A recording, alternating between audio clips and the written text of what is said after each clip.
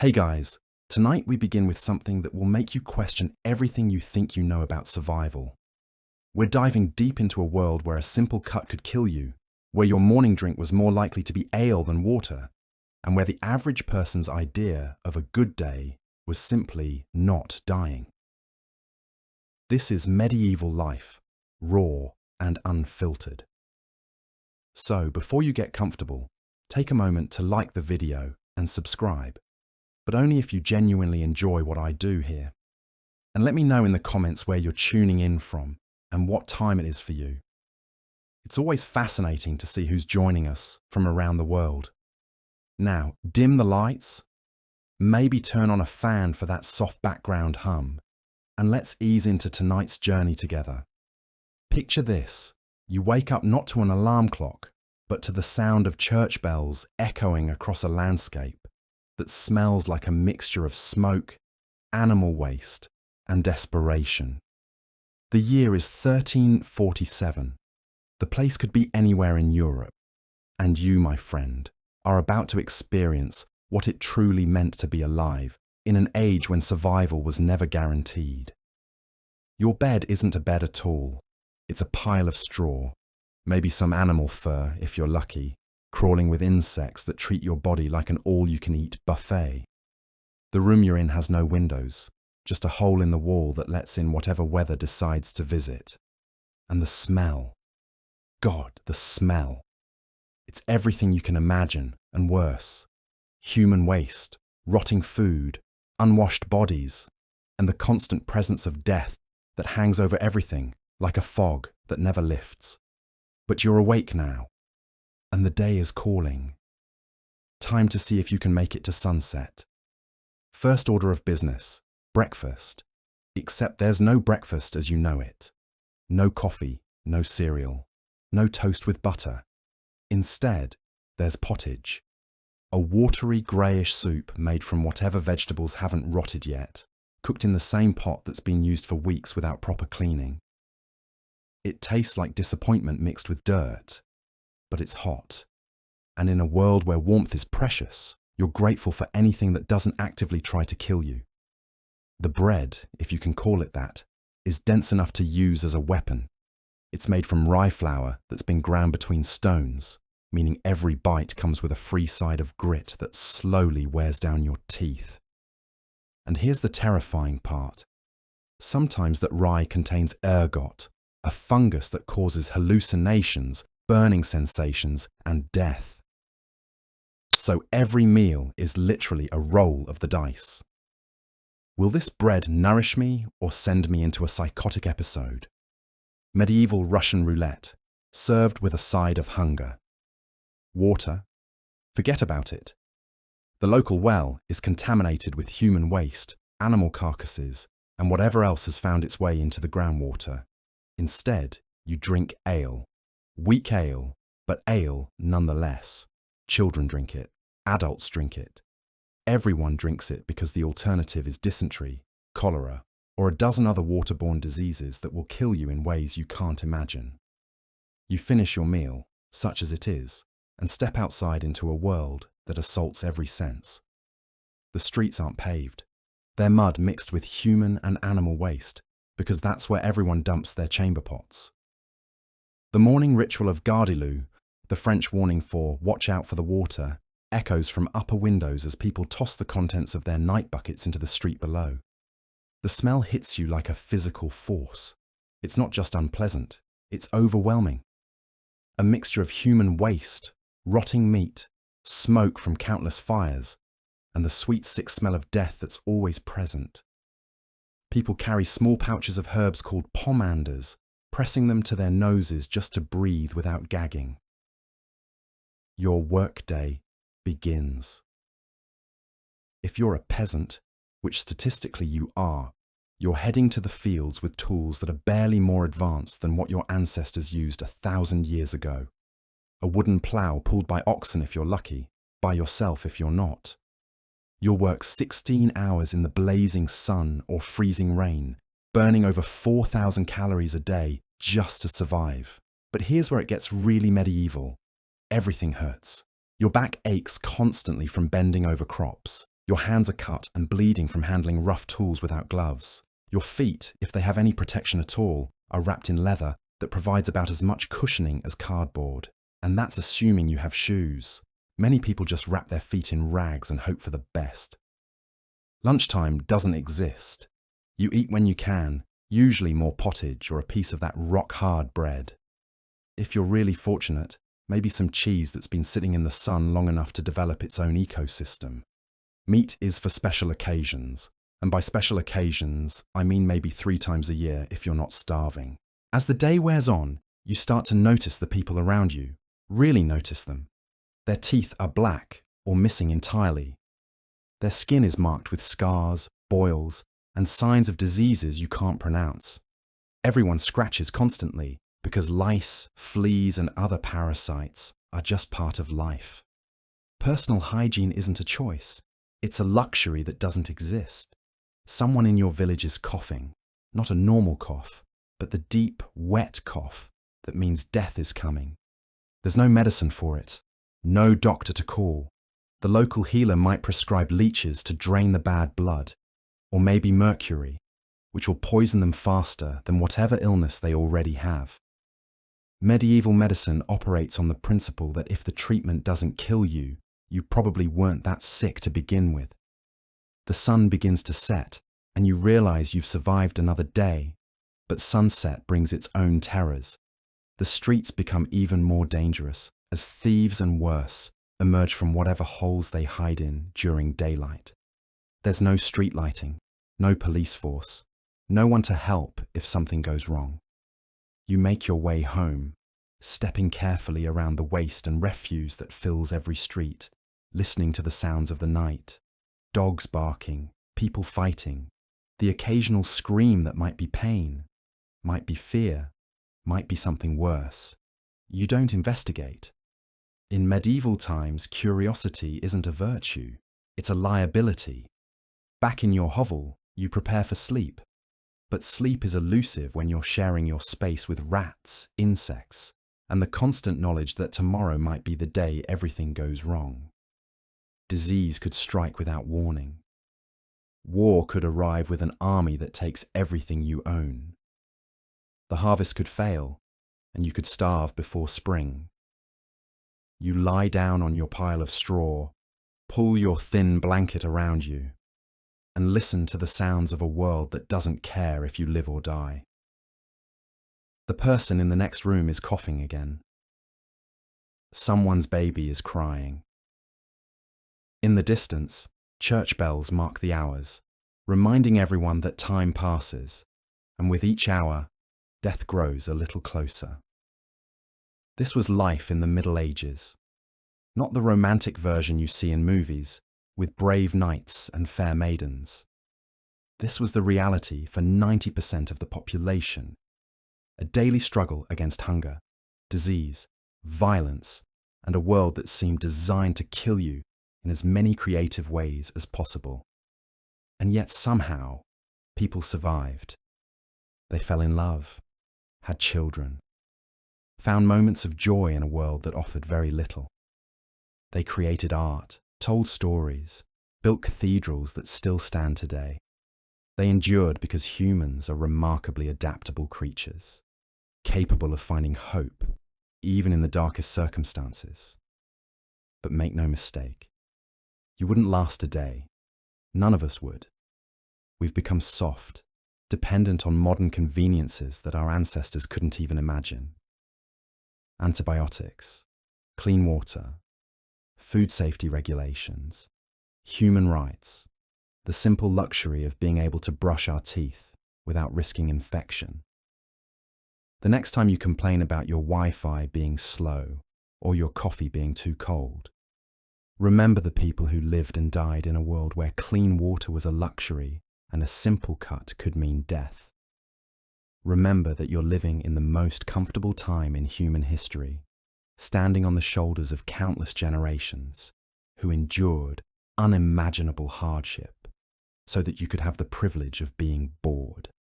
Medieval life wasn't an adventure. It was survival in its rawest form.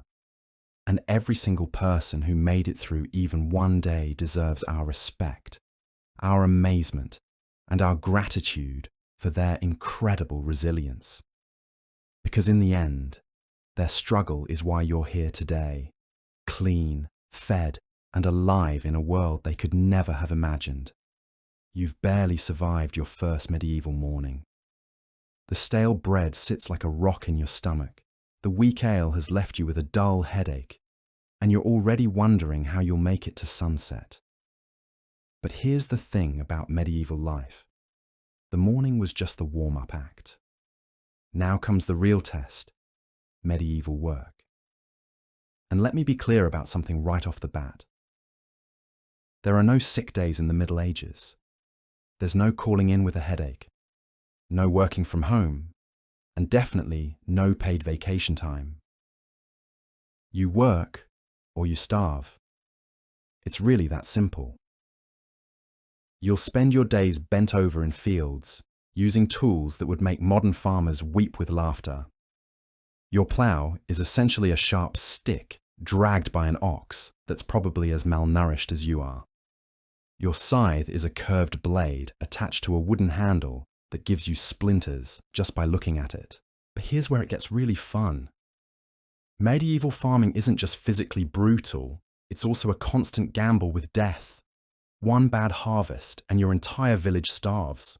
Too much rain? Your crops rot. Too little rain? They wither and die. Locusts, blight, or just bad luck with the weather. And suddenly you're eating tree bark soup and hoping it counts as a vegetable. And don't think you can just take a break when your back starts screaming in agony. Medieval workdays run from sunrise to sunset, which in summer means about 16 hours of back-breaking labour. Your lunch break consists of sitting on a rock for 5 minutes while you gnaw on more of that granite-hard bread and pretend the warm ale isn't making you feel worse. Women, you're not getting off easy either. While the men are in the fields, you're grinding grain by hand. And I mean literally grinding it between stones like some kind of human-powered flour mill. Your arms will be burning, your back will be aching, and you'll still have to cook dinner, tend the children, spin wool, and somehow find time to help with the harvest when needed. Oh, and about those children, they start working around age 5. No schools, no playgrounds, just tiny hands helping with tiny tasks that gradually become bigger tasks until they're full-grown serfs, working themselves to death, just like their parents. Child labour laws won't be invented for another 500 years or so. Now, if you're thinking, surely the skilled craftsmen have it better, well, you're technically right. It's like saying a broken leg is better than a broken spine. True, but still pretty awful. Blacksmiths spend their days in smoke-filled forges that reach temperatures hot enough to literally melt your face off. They breathe in toxic fumes all day and regularly suffer burns that would send modern workers straight to the emergency room. Tanners, who turn animal hides into leather, work with urine and toxic chemicals that stain their skin yellow and give them a smell so bad that they're basically banned from polite society. They use dog feces, rotting brains, and other delightful substances to cure the leather. The smell clings to them so thoroughly that you can identify a tanner from 3 villages away just by the aroma. And here's a fun fact about medieval job training. It starts when you're 7 years old. That's when you'd be shipped off to become an apprentice, basically a combination of student and slave. You'll work 6 or 7 days a week for up to 14 years before you're considered skilled enough to maybe, possibly, earn a living wage. Medieval career counselling was pretty straightforward. Can you lift heavy things without dying? The pay for all this back-breaking labour? Barely enough to keep you alive. A day labourer might earn 1 or 2 pennies per day. Just enough to buy a couple loaves of that rock-hard bread we talked about earlier. Getting rich wasn't even a fantasy. It was literally impossible unless you were born into nobility or managed to marry up, which was about as likely as finding a unicorn in your chamber pot. But here's the part that would really break you. There's no hope of things getting better. Social mobility is essentially non-existent. You're born a peasant. You live as a peasant. You die as a peasant. Your children will be peasants, and their children will be peasants. The American dream? More like the medieval reality. Work until you die and hope your kids don't starve. And just when you think you've got the rhythm of this brutal work life figured out, just when you think you can handle the physical pain and the exhaustion and the constant hunger, medieval life throws you another curveball. Because all that work you're doing, all that grain you're growing and bread you're baking and leather you're tanning, well, most of it doesn't belong to you. Welcome to the feudal system, where everything you produce goes to someone else, and you get to keep just enough to survive until tomorrow.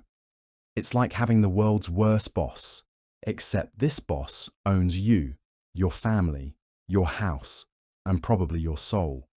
But we'll save that particular nightmare for later.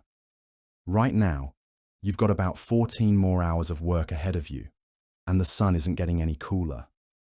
Time to get back to those fields. That grain isn't going to harvest itself, and your lord is expecting his cut. You've just woken up in 1347, and the first thing you notice isn't the cold stone floor beneath your straw mattress, or the rats scurrying through the walls.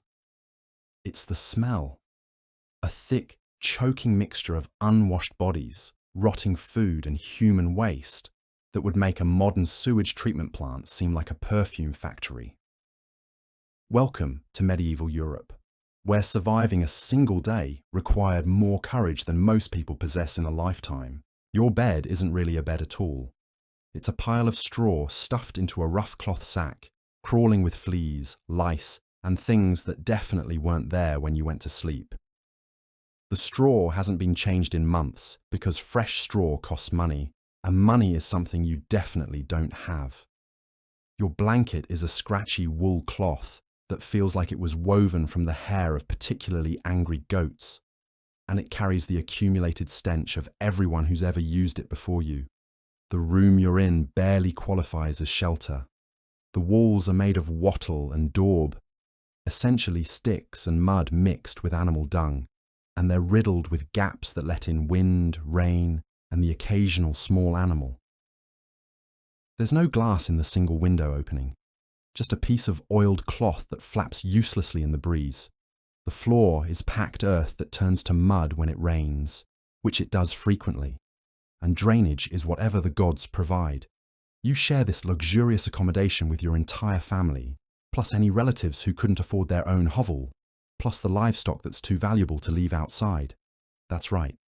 You sleep next to cows, pigs, and chickens because their body heat is the only thing keeping you from freezing to death, and their presence is the only thing keeping them from being stolen by neighbors who are just as desperate as you are.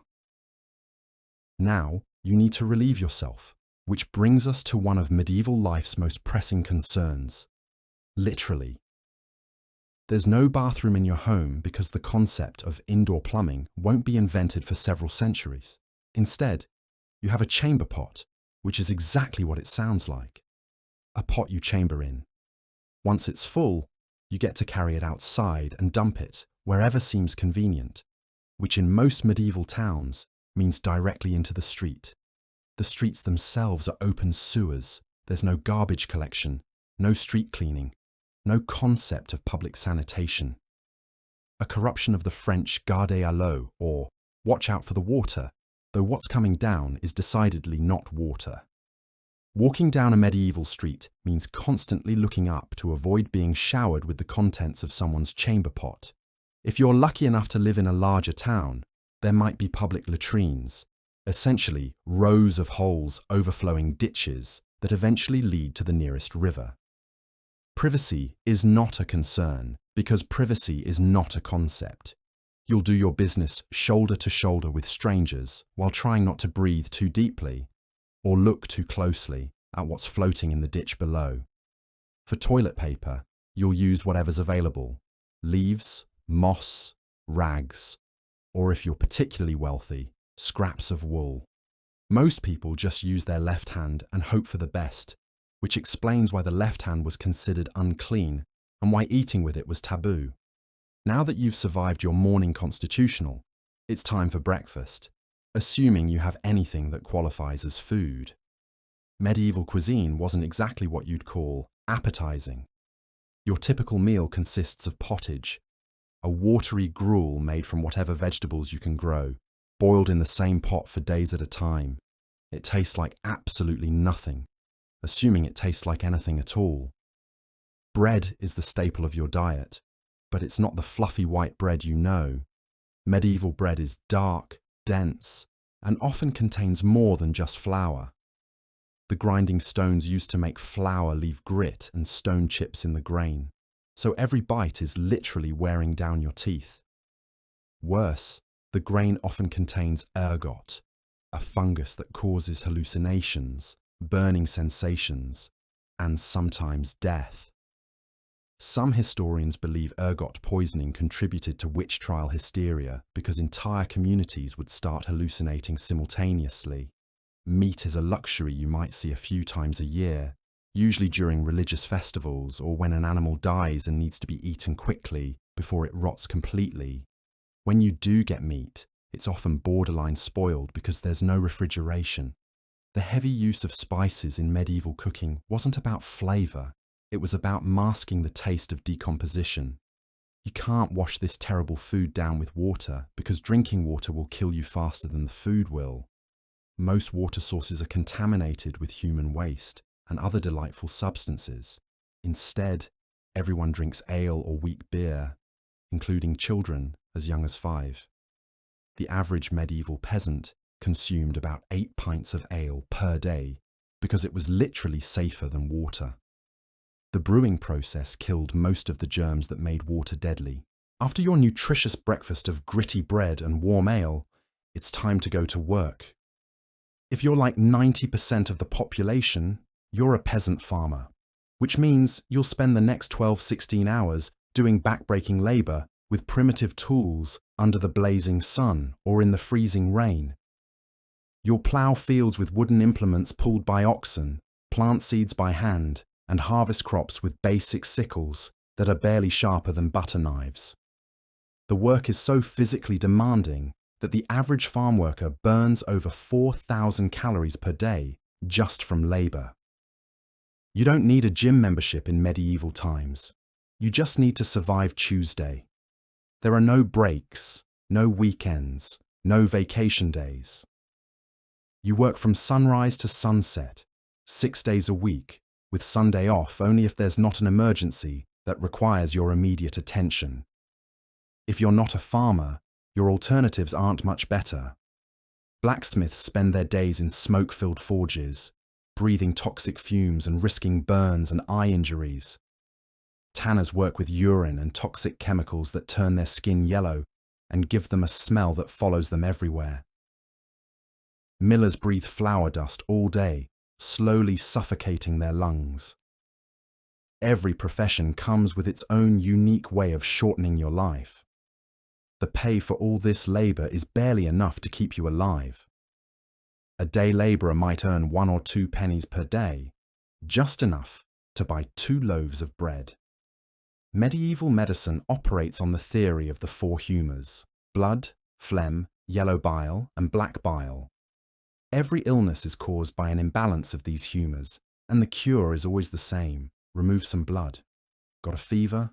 Time for bloodletting. Feeling sad? Bloodletting. Broken leg? Believe it or not, also bloodletting. They'll either cut open a vein and drain blood into a bowl, or they'll apply leeches to suck it out. One medical text recommends using 70 leeches at once for certain conditions. If bloodletting doesn't work, they'll try other treatments that are equally likely to kill you. Mercury is prescribed for everything from skin conditions to syphilis. Crushed beetles are mixed into tonics. Surgery is performed without anesthesia while you scream into a block of wood. The mortality rate from disease is staggering.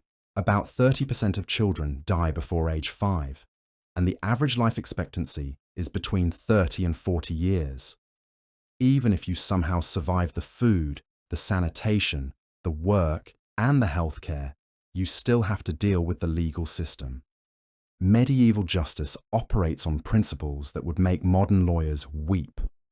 Laws vary wildly from town to town, and most people have no idea what's actually illegal until they're accused of breaking it. Punishments are designed to be as public and terrifying as possible. Minor offences like stealing food can result in having a hand chopped off. Over 200 different crimes carry the death penalty, including cutting down a tree in the king's forest or stealing property worth more than 12 pence. If you're accused of a crime, proving your innocence often involves trial by ordeal. You might have to carry a red-hot iron bar for 9 feet. If your burns heal cleanly within 3 days, you're innocent. If they become infected, which is almost guaranteed without modern medicine, you're guilty. Another popular method is trial by water, where you're tied up and thrown into a river. If you sink, you're innocent. If you float, you're guilty and executed. The logic is that water, being pure, will reject the guilty. This creates a literal no-win situation. You're either innocent and drowned, or guilty and executed. Medieval legal defense strategies were not sophisticated. By now you're probably thinking that surely, after a day of terrible food, backbreaking labor, and the constant threat of death by legal system, you could at least get a good night's sleep. You'd be wrong. Medieval towns never sleep. They just get louder and more dangerous after dark.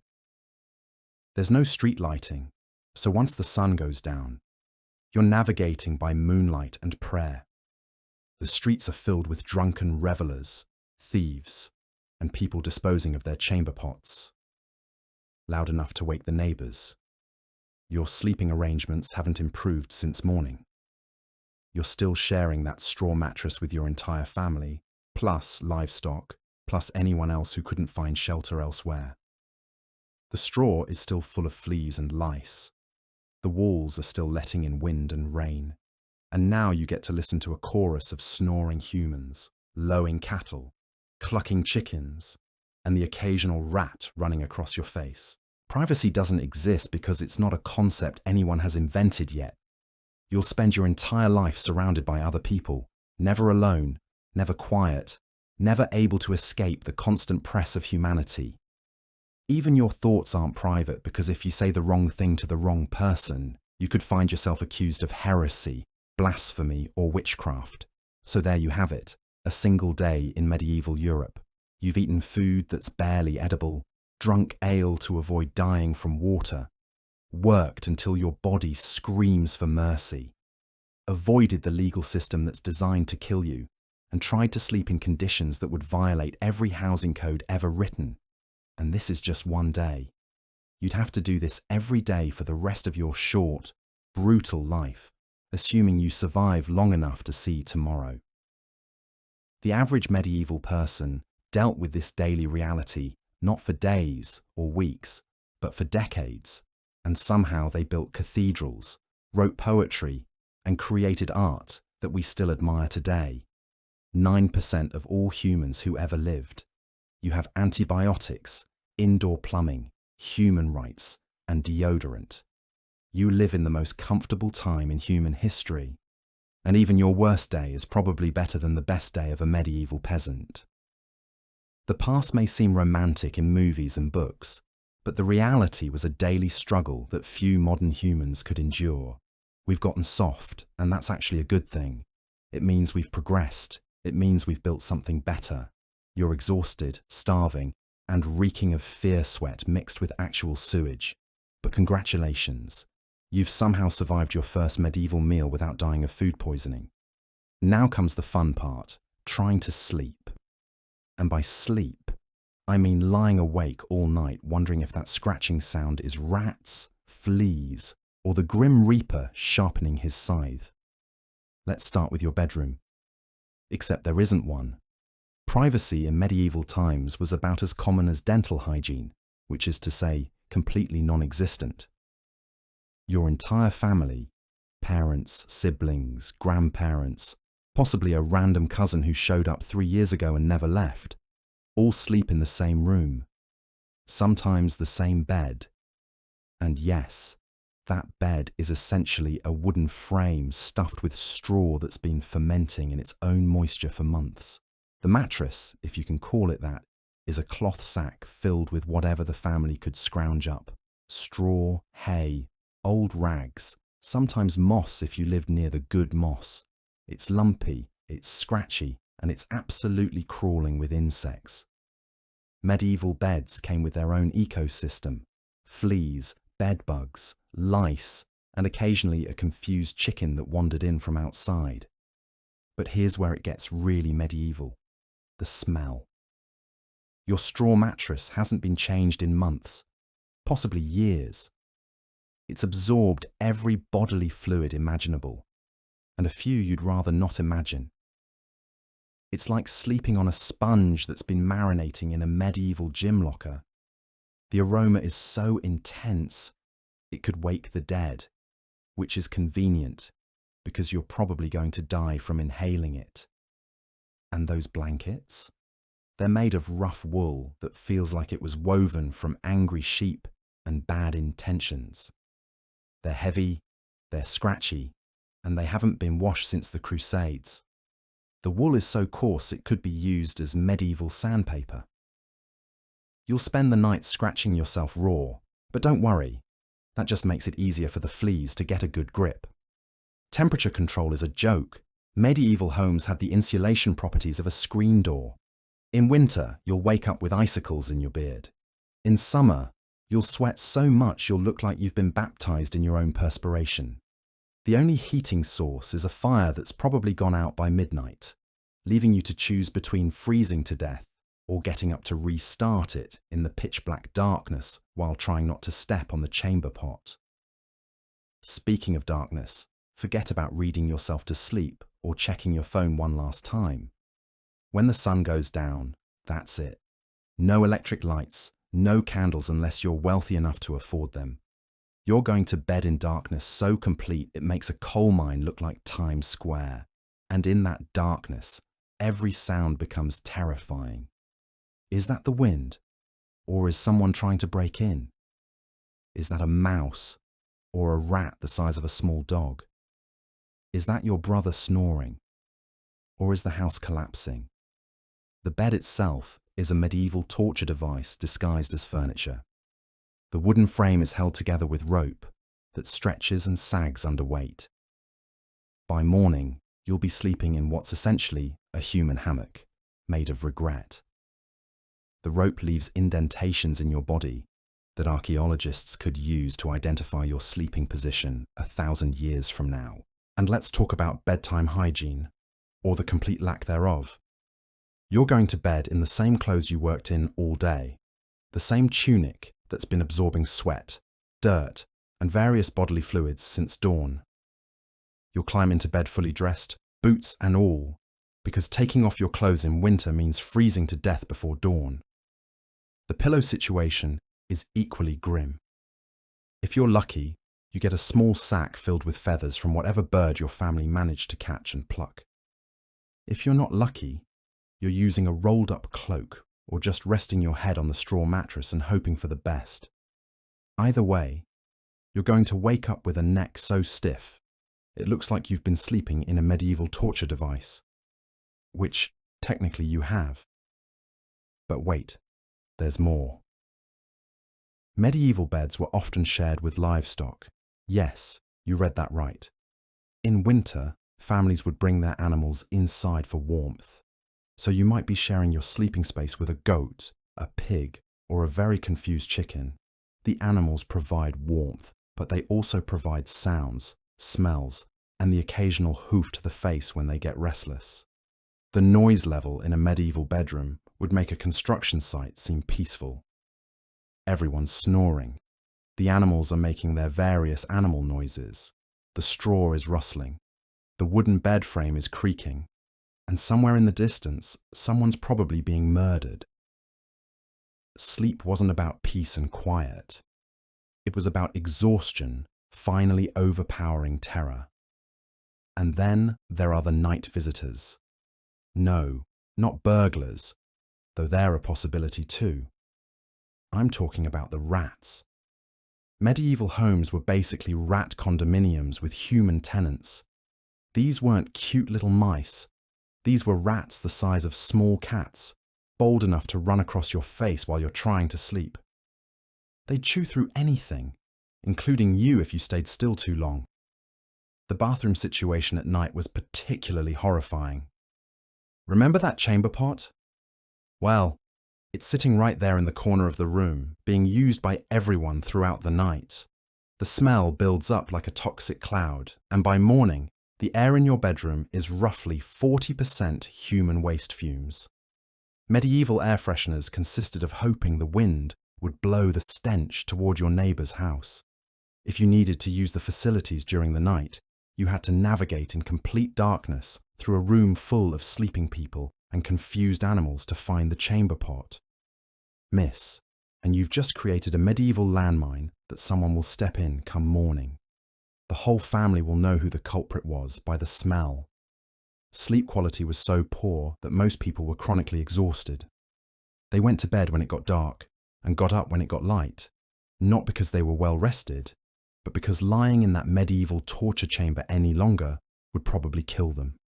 Medieval people didn't wake up refreshed, they woke up grateful to be alive. And if you somehow managed to fall asleep despite all this, your dreams would be haunted by the day's traumas.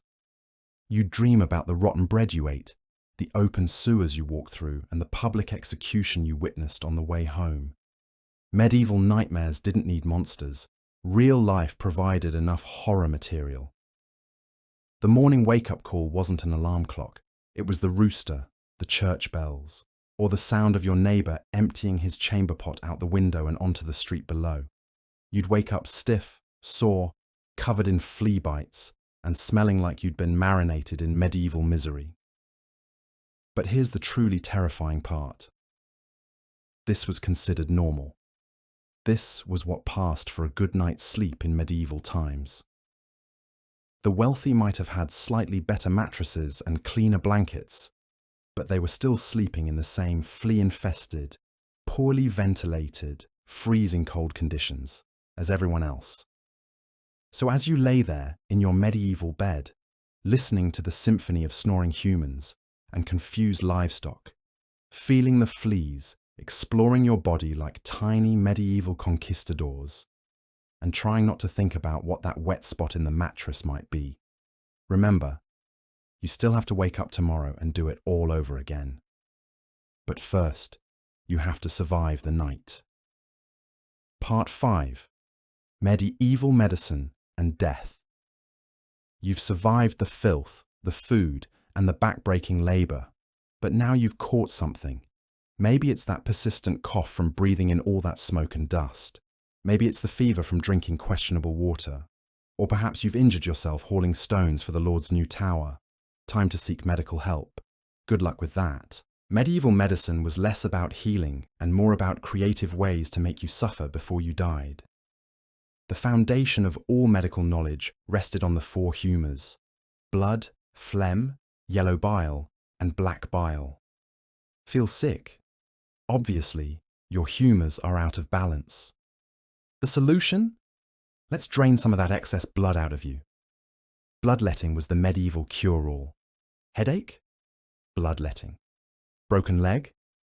More bloodletting. Pregnant? Definitely time for bloodletting. Medieval doctors approached every ailment with the same enthusiasm a modern person has for trying to fix everything with duct tape. The tools were about as sophisticated as you'd expect. Rusty knives, ceramic bowls, and if you were really unlucky, leeches. Lots and lots of leeches. Medical texts recommended using up to 70 leeches at once for serious conditions. Surgery existed, but calling it surgery is generous. There was no anesthesia except maybe a leather strap to bite down on. No antibiotics, no understanding of infection. If you needed a tooth pulled, the same person who shod horses would yank it out with pliers while you screamed into a wooden block. Broken bones were set by wrapping them in cloth and hoping for the best. Dislocated shoulders were popped back into place by someone who learned the technique by watching it done once. Maybe twice if they were really experienced. The pharmacology was equally impressive. Mercury was prescribed for everything from skin conditions to syphilis. Yes, mercury, the stuff that's now known to cause brain damage, kidney failure, and death. But hey, at least your syphilis symptoms might be temporarily masked while the mercury slowly poisoned you. Other popular remedies included ground-up unicorn horn, which was usually narwhal tusk or just regular animal horn. Powdered mummy was considered excellent medicine, leading to a thriving trade in Egyptian corpses. Nothing says quality healthcare like consuming ancient dead people. For mental illness, the treatment was either exorcism or trepanation, drilling holes in your skull to let the evil spirits out. The survival rate for brain surgery with medieval tools was about what you'd expect. Spoiler alert, it wasn't good. Women faced additional medical horrors. Childbirth was essentially a coin flip with death. No prenatal care, no sterile conditions, no understanding of how to prevent complications. Midwives did their best, but their best often involved prayers, herbs, and hoping the baby came out the right way. The maternal mortality rate was staggering. About 1 in 3 women died in childbirth or from complications afterward. Having multiple children was like playing Russian roulette repeatedly. Many women were pregnant almost continuously from marriage until death, which often came early due to the physical toll of constant childbearing. Even minor injuries could be fatal. A small cut could become infected and kill you within days. There was no understanding of germs or sterilization. The same knife used to perform surgery might have been used to cut up dinner an hour earlier.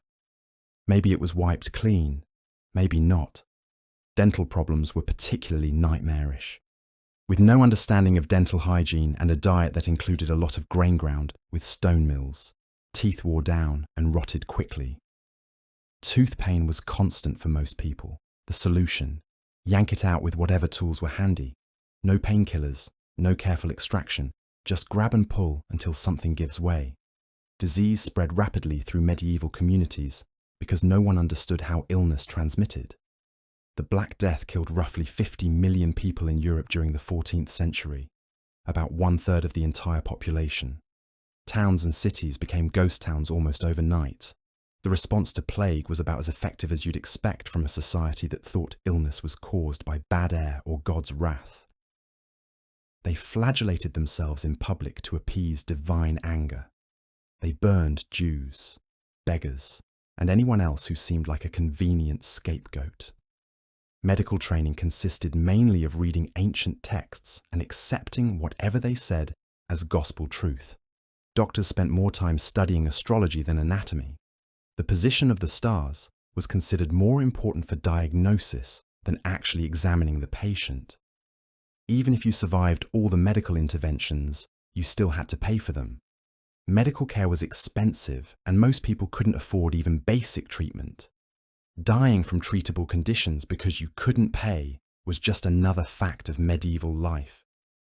The average life expectancy was somewhere between 30 and 40 years, and that's if you made it past childhood. About 30% of children died before age 5. If you survived to adulthood, you might live longer, but your body would be worn out from disease, injury, and hard labor by the time you were 35. So, congratulations! You've now experienced medieval healthcare. If you're still breathing, consider yourself incredibly lucky. But don't get too comfortable, because we haven't even talked about what happens when the local lord decides he needs more soldiers for his latest war, or when the harvest fails and famine sets in, or when roving bandits decide your village looks prosperous enough to raid. Medieval life wasn't just hard. It was a daily exercise in surviving systems that seemed designed to kill you as efficiently as possible. And somehow people endured this for centuries, creating art, building cathedrals, and laying the groundwork for the world we know today. But you've managed to survive another sleepless, flea-bitten night in your medieval straw bed. You've dodged the flying excrement from upper windows and choked down your breakfast of gritty bread and questionable ale. Now comes the part that will truly break you: medieval work. And trust me, what passed for employment in the Middle Ages would make modern sweatshops look like luxury spas. First, let's shatter any romantic notions you might have about medieval craftsmanship. There were no cozy workshops with jolly blacksmiths whistling while they worked. Medieval labour was brutal, dangerous, and designed to extract every ounce of productivity from the human body before it inevitably broke down. If you were among the 90% of the population who were peasants, your job description was simple: work someone else's land until you died. You didn't own the soil you tilled, the crops you grew, or even the tools you used. Everything belonged to your lord, who viewed you as slightly more valuable than livestock, and only because you could talk.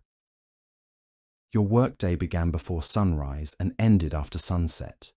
No coffee breaks, no weekends, no vacation days. The concept of work-life balance was laughable because work was life. During planting and harvest seasons, you might work 16 hours straight, bent over in the fields under the scorching sun or freezing rain, using tools that were barely more sophisticated than sharpened sticks. The medieval plough was a wooden contraption that required enormous physical strength to operate. You'd guide oxen through fields while the plough bounced and jerked, threatening to dislocate your shoulders with every stone it hit. Your hands would be permanently scarred from rope burns and tool handles. Your back would be bent into a permanent curve by age 30. But farming was just the beginning of your agricultural nightmare. There was also threshing, where you'd beat grain with heavy flails for hours, filling the air with chaff that you'd breathe into your lungs. There was mucking out animal pens, spreading human waste as fertilizer with your bare hands, and hauling water from contaminated wells in heavy buckets that would destroy your spine one vertebra at a time.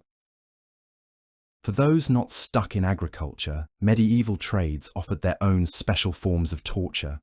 Blacksmiths worked in suffocating forges where temperatures reached over 1,000 degrees. They'd spend 12 hours a day breathing toxic fumes from burning coal and metal, developing lung diseases that would slowly suffocate them. Burns were a daily occurrence, and losing fingers to hot metal was so common it was barely worth mentioning. Tanners had perhaps the worst job of all. They converted animal hides into leather using a delightful mixture of urine, feces, and rotting brain matter. The smell was so overpowering that tanners were often forced to live outside town limits. Their skin would turn yellow from the chemicals, and they'd develop respiratory problems from inhaling the fumes. Stonemasons and builders faced constant danger from falling rocks, collapsing scaffolding, and primitive lifting equipment. They'd carve granite with hand tools for hours, developing arthritis and repetitive stress injuries that would cripple them by middle age. Many fell to their deaths from cathedral spires or castle walls, their bodies becoming part of the foundation they were trying to build. Miners descended into dark, unventilated shafts with nothing but candles for light. Cave-ins were frequent, and many miners suffocated from lack of oxygen or poisonous gases. Those who survived long enough often developed black lung disease from inhaling coal dust. Medieval mine safety consisted of sending a canary down first and hoping it came back alive. Women's work was no easier. They'd spend their days spinning thread on wheels that would give them repetitive stress injuries, weaving cloth on looms that required constant physical exertion, and managing households without any modern conveniences. Cooking meant standing over open fires that filled kitchens with smoke and created constant burn risks. Laundry involved hauling heavy wet fabrics to rivers and beating them against rocks until your arms felt like they'd fall off. Child labour wasn't controversial. It was expected. Children as young as 5 were put to work in fields, shops, and homes.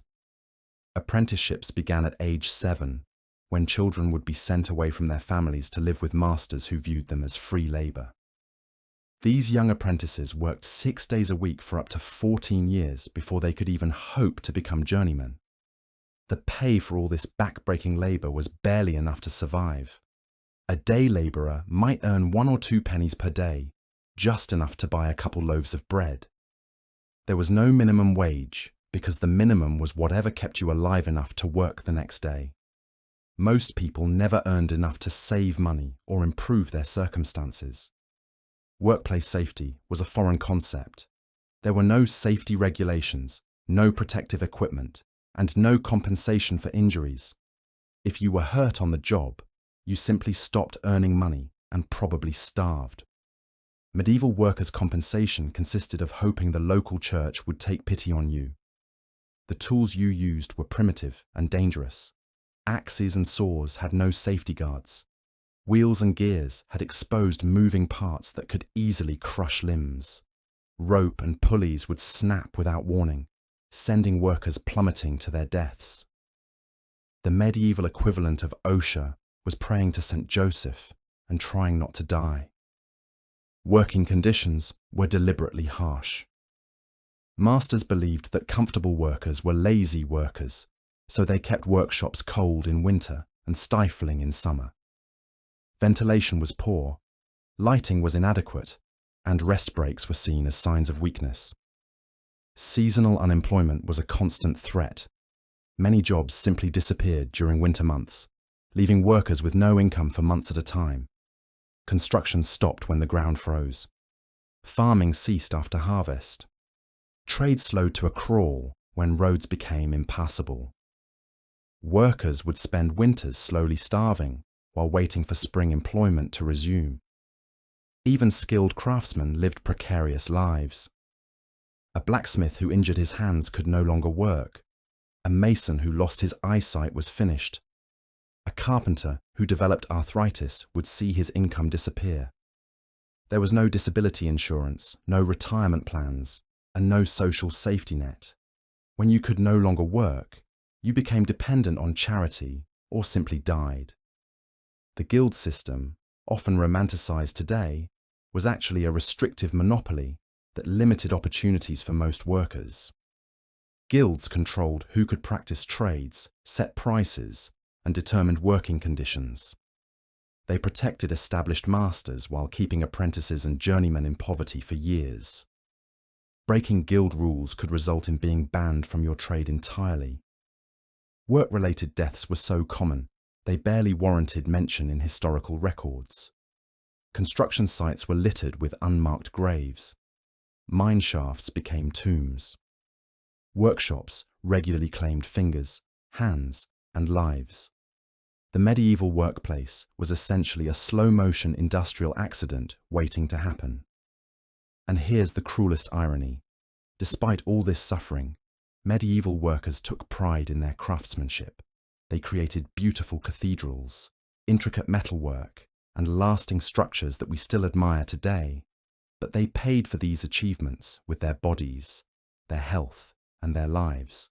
So the next time you complain about your job, remember the medieval worker who spent 14 hours a day in a toxic tannery, earning barely enough to buy mouldy bread, with no hope of promotion, vacation, or retirement. Your worst day at the office would be a holiday compared to their daily reality. You think your boss is demanding?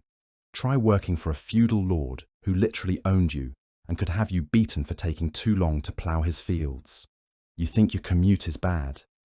Try walking 10 miles to work in the dark, dodging highway bandits and wild animals, just to earn enough money to not starve. Medieval work wasn't just difficult, it was designed to extract maximum value from human bodies before they inevitably broke down. And break down they did, usually by age 40, leaving behind widows, orphans, and unmarked graves. The medieval dream wasn't to get rich or famous. You've somehow survived the filth, the food, and the feudal lords. You've dodged disease, endured back-breaking labour, and managed not to anger any livestock. But now, as the sun climbs higher and the day grows longer, you're about to face perhaps the most psychologically crushing aspect of medieval life. The complete and utter absence of anything resembling hope for a better future. See, in our modern world, we live with an invisible safety net woven from possibilities. Bad job? You can quit. Unhappy? You can move. Want to learn something new? There's a library, a YouTube video, a night class. We exist in a universe of second chances, fresh starts, and reinvention. Medieval people lived in a world where your future was carved in stone the moment you were born, and that stone was usually grey, cold, and pointing downward. Let's start with social mobility, or rather, the complete lack thereof. If you were born a peasant, congratulations. Your children would be peasants. Their children would be peasants. Your great-great-grandchildren, assuming any of them survived long enough to reproduce, would also be peasants. The idea that hard work and determination could lift you out of poverty wasn't inspiring. It was literally unthinkable. The feudal system wasn't just a government structure. It was a cosmic order, as fixed and unchangeable as the seasons or the movement of the stars. Everyone had their place, assigned by God himself, and questioning that order wasn't just rebellion. It was heresy. The Lord ruled because God willed it. You served because that was your divine purpose. End of discussion. Want to change careers? Absolutely not. If your father was a blacksmith, you became a blacksmith. If he was a farmer, you farmed. If he was a dung collector, well, congratulations on your new calling in waste management. The guild system made sure of this, controlling who could learn which trades and where they could practice them. It wasn't about protecting quality or maintaining standards. It was about keeping people in their assigned boxes. Even marriage, the one area where you might think personal choice would matter, was largely dictated by economics and family alliances. Love was a luxury for troubadours and poets. Real people married for land rights, dowries, and the practical need to combine households for survival. Romance? That was something that happened in songs, not in real life. But perhaps most crushing of all was the education system, or rather the complete absence of one. Knowledge was hoarded like gold, locked away in monasteries and manor houses. Books were so rare and expensive that entire villages might not contain a single one. The ability to read and write was confined to a tiny elite of clergy and nobles. For everyone else, ignorance wasn't just a fact of life. It was enforced. This wasn't accidental. An educated peasant was a dangerous peasant. Someone who could read might start getting ideas about other ways of living, other forms of government, other possibilities for their children. The church and the nobility had a vested interest in keeping the common people ignorant, superstitious, and compliant. So you lived your entire life within a radius of maybe 10 miles from where you were born. You knew nothing of other countries, other cultures, other ways of organizing society. Your worldview was shaped entirely by local folklore, church teachings, and whatever scraps of information filtered down from traveling merchants or pilgrims. The world beyond your village might as well have been another planet. Innovation was not just discouraged, it was actively suppressed. New farming techniques, improved tools, better methods of organization, these things threatened the established order. If a peasant figured out a way to increase crop yields, the extra produce would simply be seized by his lord as additional tax. There was no incentive to improve, no reward for creativity, no benefit to working smarter instead of just working harder. The psychological weight of this hopelessness was enormous. Imagine waking up every day knowing that nothing you did would ever fundamentally change your circumstances. Your best possible outcome was to survive long enough to pass the same miserable existence on to your children. Your worst outcome was to die young and leave them even worse off than you found them. This learned helplessness permeated every aspect of medieval life. When bad things happened, and they happened constantly, people didn't look for solutions. They looked for someone to blame or some sin to confess. Crop failure wasn't a problem to solve with better farming techniques. It was God's punishment for moral failings. Disease wasn't something to cure with medicine. It was either divine judgment or the work of evil spirits. The concept of progress, of society gradually improving over time, simply didn't exist. If anything, medieval people believed the world was getting worse. They lived in the shadow of a golden age, either the classical civilizations of Greece and Rome or the biblical paradise of Eden, and saw themselves as fallen, degraded descendants of better people who had lived in better times. This meant that suffering wasn't just inevitable, it was spiritually necessary. Pain in this life was preparation for paradise in the next. The worse things got, the more convinced people became that they were earning their reward in heaven. It was a worldview perfectly designed to prevent any serious attempt at social reform or improvement. Even the church, which provided the only real education and social services available, reinforced this message of resignation and acceptance. The Beatitudes promised that the meek would inherit the earth, but only after they died. In the meantime, they were expected to turn the other cheek, accept their suffering, and never ever challenge the established order. And yet, somehow, people endured.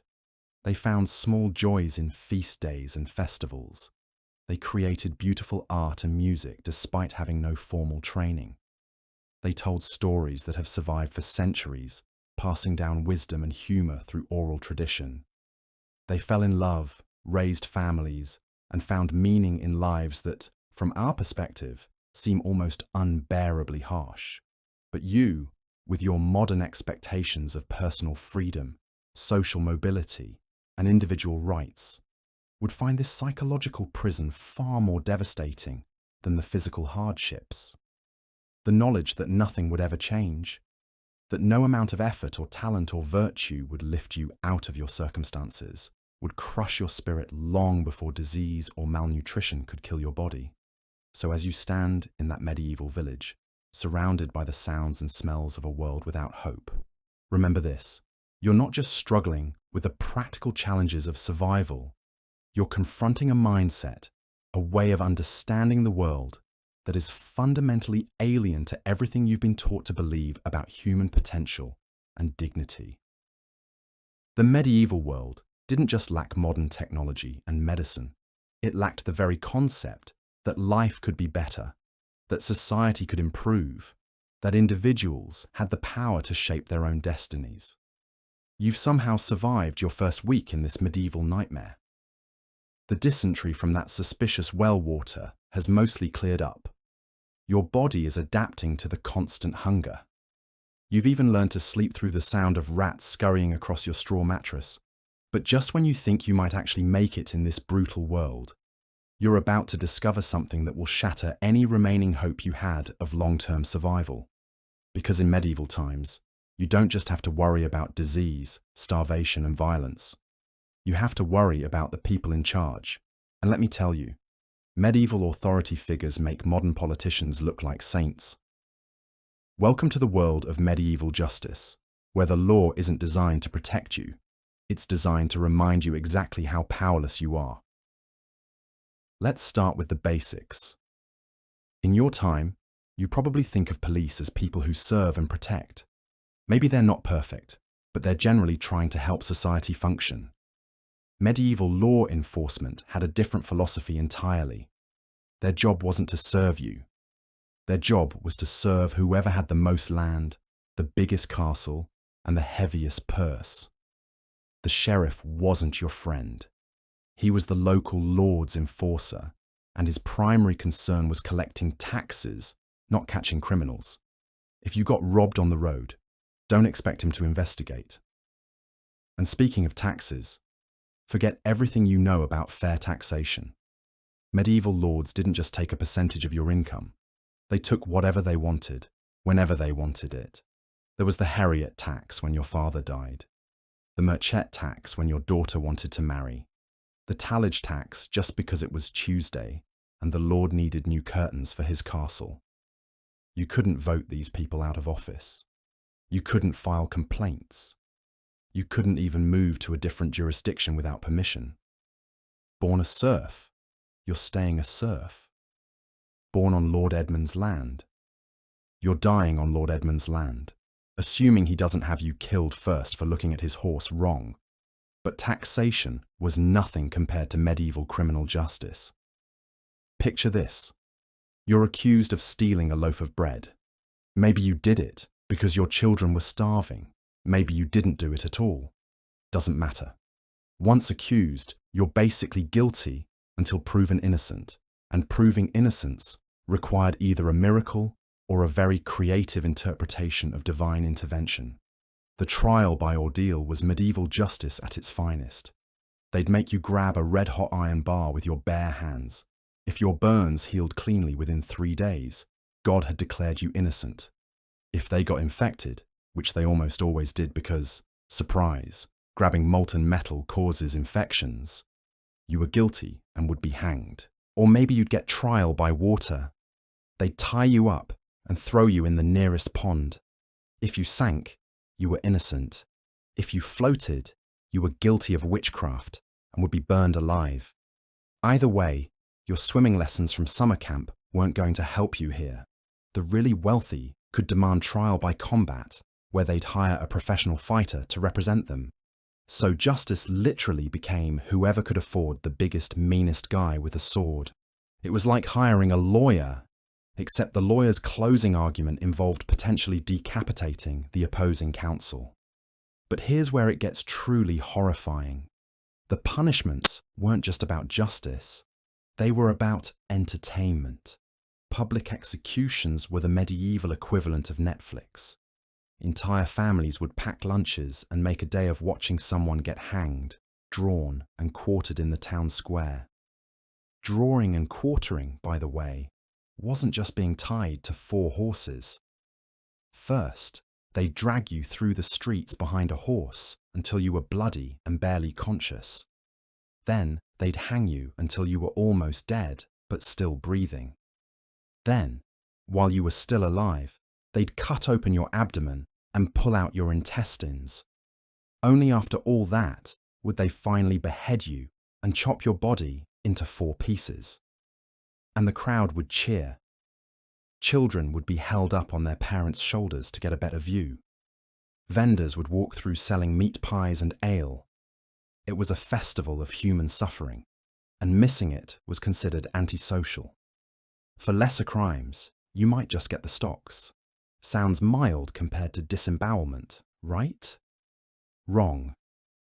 Being locked in the stocks meant sitting in the town square with your head and hands trapped between wooden boards, while every person in town got to throw whatever they wanted at you. Rotten vegetables if you were lucky, human waste if you weren't. And this could go on for days. Women got special treatment, of course. If you were accused of being a scold, basically talking back to your husband or gossiping too much, you'd get the branks. This was a metal cage that went over your head with a piece that went in your mouth to prevent you from speaking. You'd be paraded through town wearing this thing so everyone could see what happened to uppity women. The ducking stool was another favourite for women.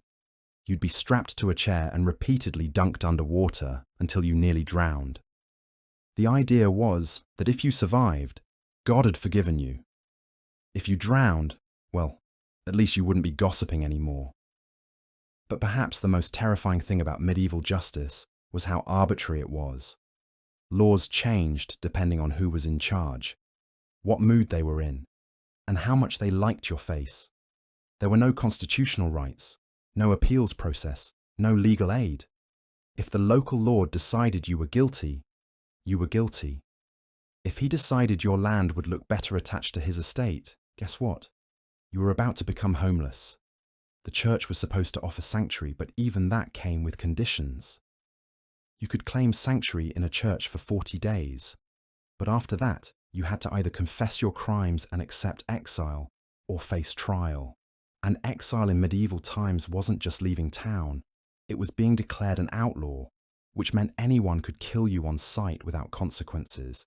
Even the concept of crime was different. You could be executed for cutting down a tree in the king's forest, for stealing anything worth more than 12 pence, for being a masterless man, basically being unemployed, for practicing the wrong religion, for being born to the wrong parents in the wrong place. And if you think you could just keep your head down and avoid trouble, think again. Medieval society was built on a complex web of obligations and allegiances. Everyone owed something to someone. your lord, your church, your guild, if you had a trade. Failing to meet any of these obligations could land you in serious trouble. The worst part? There was no consistency. What was legal in one manner might be a capital offence in the next. What was acceptable behaviour on Monday might get you flogged on Tuesday if the Lord's wife had given him grief over breakfast. So no, you wouldn't survive medieval justice, not because you're not smart enough or tough enough, but because the entire system was designed to crush people like you. It wasn't about right and wrong. It wasn't about protecting society. It was about maintaining power through fear, brutality, and the constant reminder that your life meant nothing to the people in charge. The law wasn't there to serve justice. It was there to serve the powerful. And if you weren't powerful, you were just another peasant waiting for someone to decide your fate based on how they felt that particular morning. Justice was blind, all right. Blind to mercy, blind to fairness, and blind to the idea that maybe, just maybe, people deserved better than being entertainment for the bloodthirsty masses. Part 9. Medieval life gets worse. Disease, death, and divine punishment. You've already endured medieval food that could kill you, toilets that didn't exist, and work that would break your spine. But if you thought that was the worst of it, think again. Because in medieval Europe, disease wasn't just a possibility, it was a certainty. And when sickness came knocking, the cure was often deadlier than the disease itself. Let's start with a simple fact. In the medieval world, a paper cut could kill you. Not because of the cut itself, but because no one understood infection, hygiene, or basic wound care. People would treat an open wound by rubbing dirt into it, covering it with animal dung, or simply ignoring it until it turned green and started to smell like death. Medieval medicine operated on one core principle. If it hurts, make it hurt more. Got a headache? Time for some bloodletting. Feeling dizzy? Let's drain a pint or two. Broken bone? Here's a rusty saw and some prayers. The idea was that illness came from having too much blood, so the obvious solution was to remove some. Medieval doctors were basically professional vampires with worse bedside manner. The tools of medieval medicine read like a torture catalogue. Bone saws, flesh hooks, bullet extractors, and trepanning drills. Devices used to bore holes in skulls to release evil spirits. Anesthesia didn't exist, so patients were given a stick to bite down on and told to think happy thoughts while someone carved into their flesh with a knife that hadn't been cleaned since the Crusades. But the real nightmare was the plague. When the Black Death arrived in the 14th century, it didn't just kill people, it obliterated entire communities.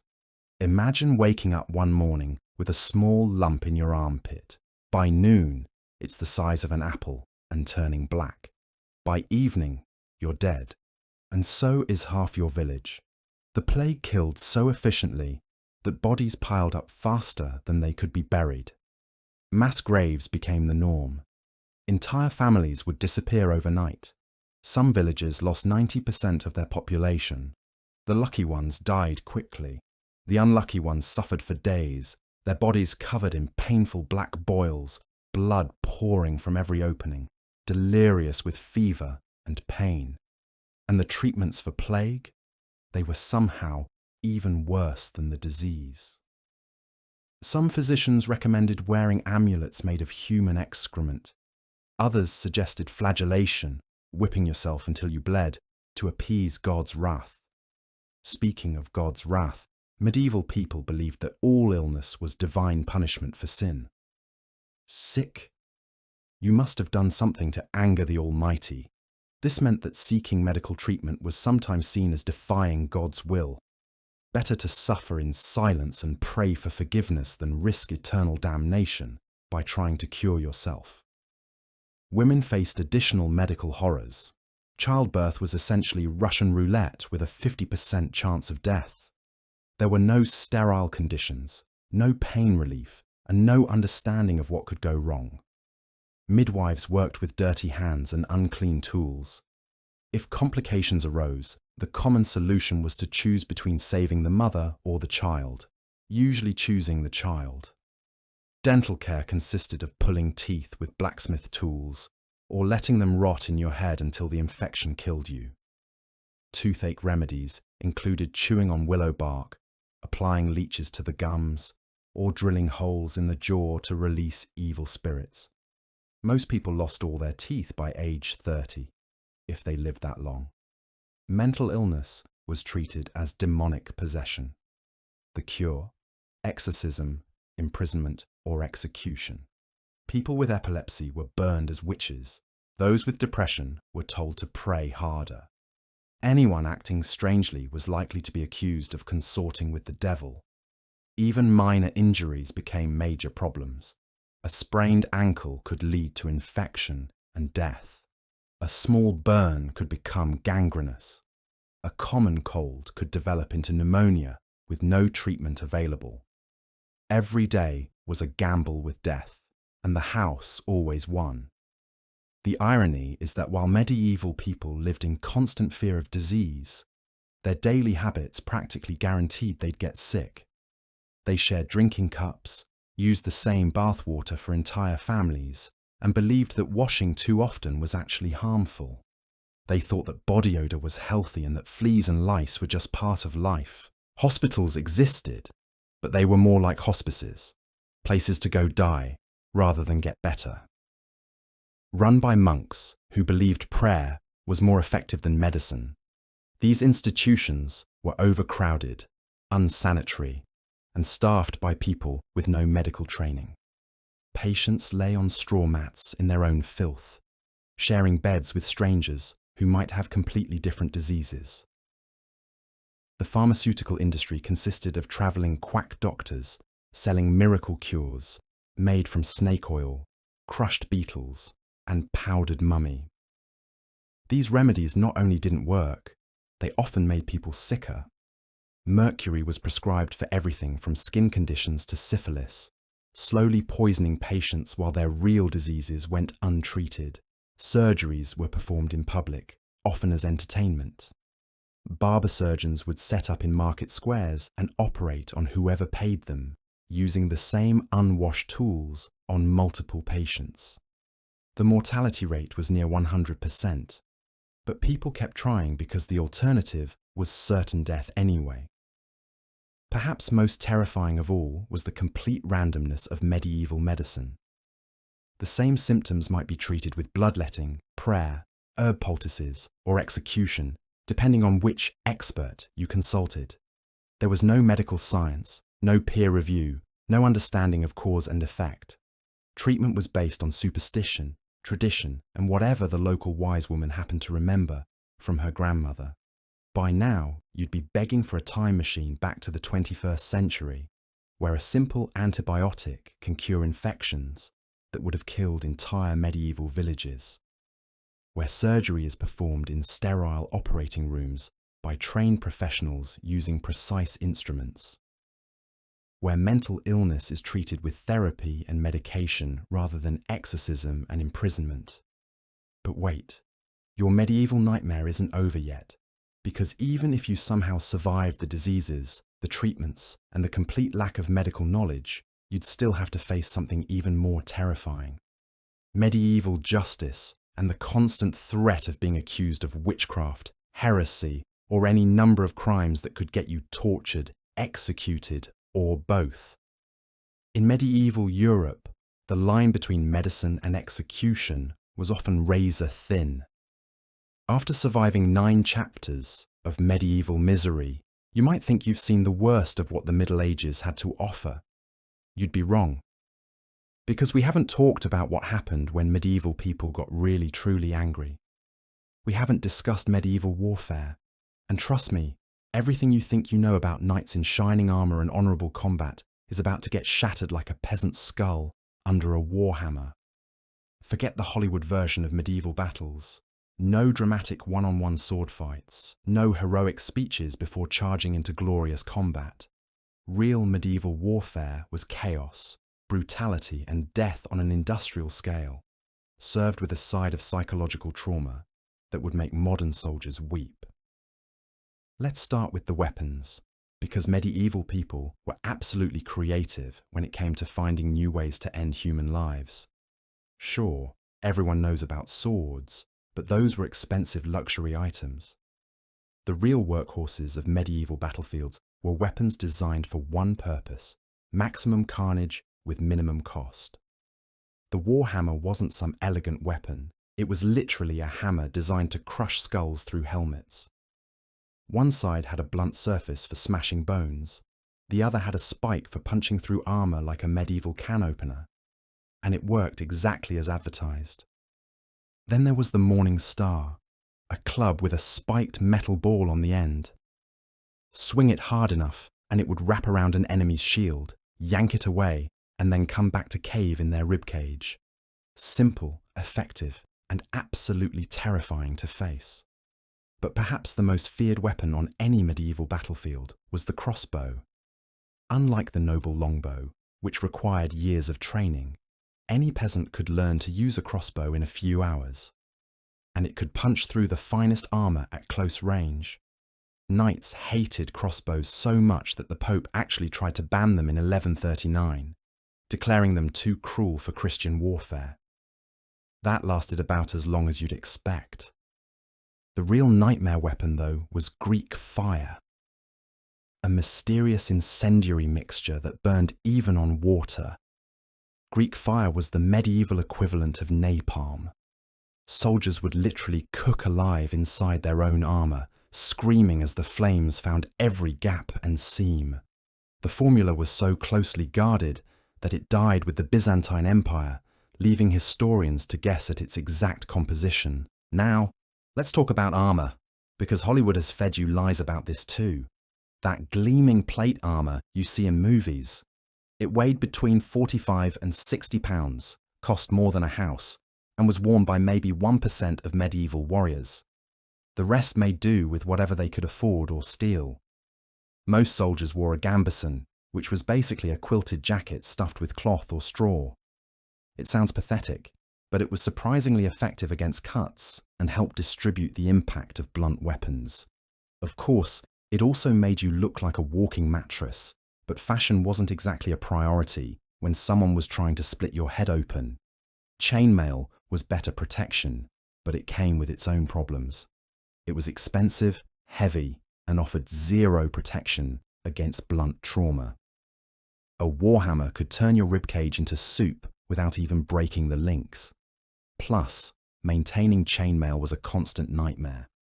One rusty link could mean the difference between life and death. The lucky few who could afford plate armor discovered it came with unexpected drawbacks. Yes, it offered excellent protection, but it also turned you into a slow-moving target. Knights in full plate who fell down often couldn't get back up without help. Many drowned in shallow streams because the weight of their armor dragged them under. And here's something the movies never show you. Medieval armor was loud, really loud. A knight moving at anything faster than a careful walk sounded like a walking hardware store. Stealth missions were not an option. But the real horror of medieval warfare wasn't the weapons or armor. It was what happened to regular people when armies decided to settle their differences in someone else's backyard. Medieval armies lived off the land, which is a polite way of saying they stole everything that wasn't nailed down and burned the rest. When an army approached your village, you had three choices: run, hide, or die. Sometimes all three in that order. Soldiers needed food and they took it from wherever they found it. Your winter grain stores? Gone. Your livestock. Dinner? Your house? Firewood. The concept of civilian non-combatants didn't exist. Everyone was a potential enemy, a source of supplies, or entertainment for bored soldiers. The systematic destruction was called chevauchée, and it was considered a legitimate military tactic. The idea was to damage your enemy's economic base by destroying everything that supported it. Crops, mills, bridges, entire towns, all fair game. The English used this strategy extensively during the 100 Years' War, turning vast stretches of France into smoking wastelands. But even worse than the immediate destruction was what came after. Armies brought disease with them like a travelling plague circus. Thousands of unwashed men moving from place to place, spreading whatever illnesses they'd picked up along the way. Dysentery, typhus, and various fevers would sweep through regions long after the soldiers had moved on. The actual battles, when they happened, were exercises in controlled madness. Forget everything you've seen about organised formations and tactical brilliance. Most medieval battles devolved into massive brawls, where survival depended more on luck than skill. Archers would open the festivities by darkening the sky with arrows. At the Battle of Agincourt, English longbowmen shot an estimated 72,000 arrows in the first few minutes. Imagine standing in a field while it literally rained death from above. Then came the cavalry charge, which sounds glorious until you realise it was essentially using horses as guided missiles. A knight and his horse together weighed about a ton, moving at 25 miles per hour. The impact alone could kill you. Never mind the lance aimed at your chest. Once the lines met, it became a desperate melee where discipline collapsed and terror took over. Men fought with whatever they could grab: broken spears, rocks, their bare hands. The noise was overwhelming: screaming horses, clashing metal, and the terrible sounds humans make when they're dying badly. The smell was even worse. Battlefield medicine consisted of prayer and wishful thinking, so wounded men lay where they fell, bleeding out in the mud. Add the stench of voided bowels, because fear and death have that effect, and you had an assault on every sense. Victory often went to whoever could keep fighting longest, not necessarily who fought best. Battles could last all day, with exhausted men hacking at each other until one side finally broke and ran. That's when the real slaughter began, because retreating soldiers were easy targets for mounted pursuit. But perhaps the most terrifying aspect of medieval warfare was how personal it was. This wasn't modern combat where your enemy is a distant target. You looked your opponent in the eye as you killed him. You heard his last words, saw the light fade from his eyes, felt his blood splash across your face. Many medieval weapons were designed to cause maximum psychological trauma as well as physical damage. The war scythe, for example, was literally a farming tool mounted on a long pole. Peasant armies used them to horrifying effect, hooking knights off their horses and then finishing them on the ground. The sight of farming tools turned into instruments of death had a profound impact on medieval minds. And then there were the siege weapons, because medieval engineers were absolutely brilliant at finding new ways to break things and kill people. The trebuchet could hurl 300-pound stones over castle walls, turning defenders into paste.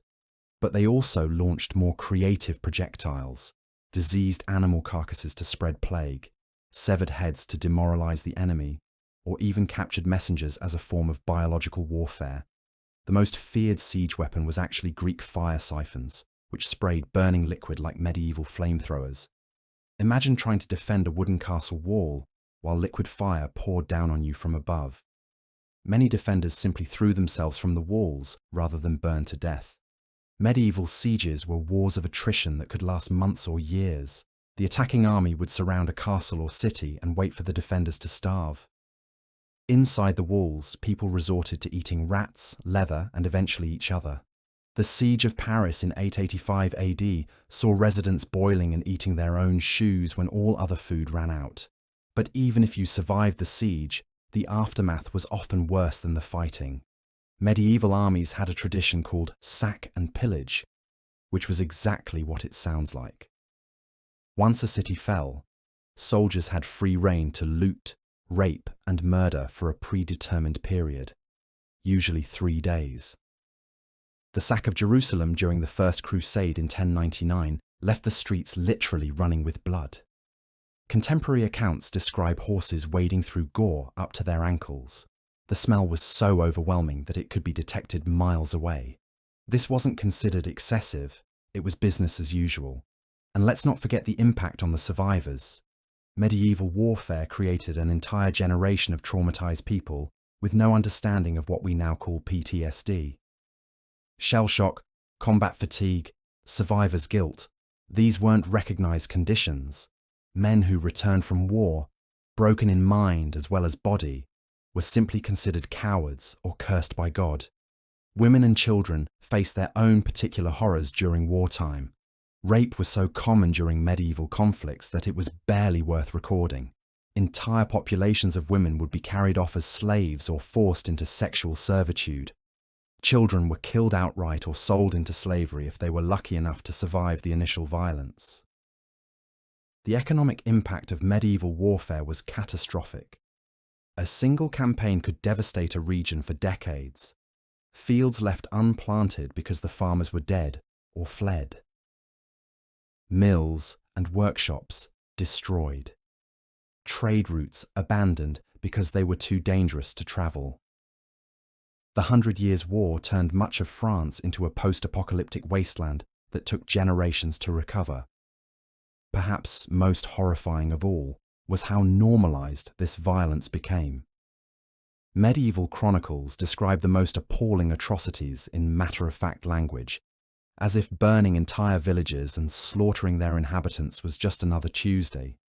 Children grew up in a world where casual brutality was the norm, creating a cycle of violence that perpetuated itself across generations. So the next time you see a movie about noble knights and honorable combat, remember the reality. Medieval warfare was humanity at its absolute worst, a festival of cruelty that would make modern war crimes tribunals work overtime. It was a world where mercy was weakness, where might made right, and where the only law was the law of the sword. And somehow, through all this carnage and chaos, people still managed to build cathedrals, write poetry, and fall in love. After enduring a day of backbreaking labour, contaminated food, and the constant threat of disease, you might think the worst is behind you. But we haven't even talked about medieval warfare yet. And trust me, everything you've seen in movies about glorious knights and honourable combat, pure fantasy. Real medieval warfare was a blood-soaked nightmare that would make modern horror films look like children's cartoons. Let's start with recruitment.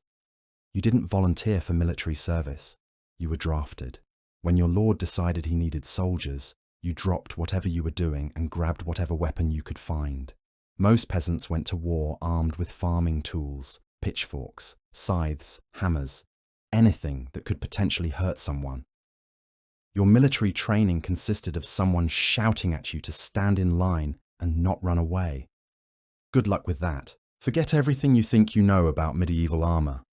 Only the wealthiest knights could afford full-plate armour, which cost roughly the equivalent of buying a luxury car today. A complete set represented about 3 years' worth of income for a skilled craftsman. Most soldiers wore thick cloth padding called a gambizon, maybe with a few metal plates sewn on if they were incredibly lucky. Your protection against swords and arrows was essentially a really thick jacket. Medieval warfare was like showing up to a gunfight with a pillow. The weapons weren't much better.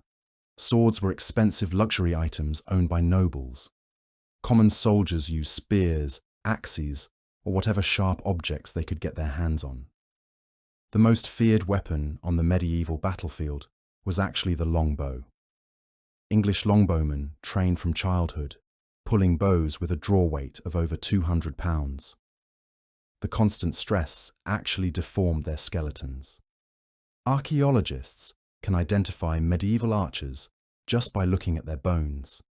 Their shoulders, backs, and arms show clear signs of the repetitive strain from drawing these massive bows thousands of times. Medieval battles weren't strategic chess matches, they were chaotic slaughters.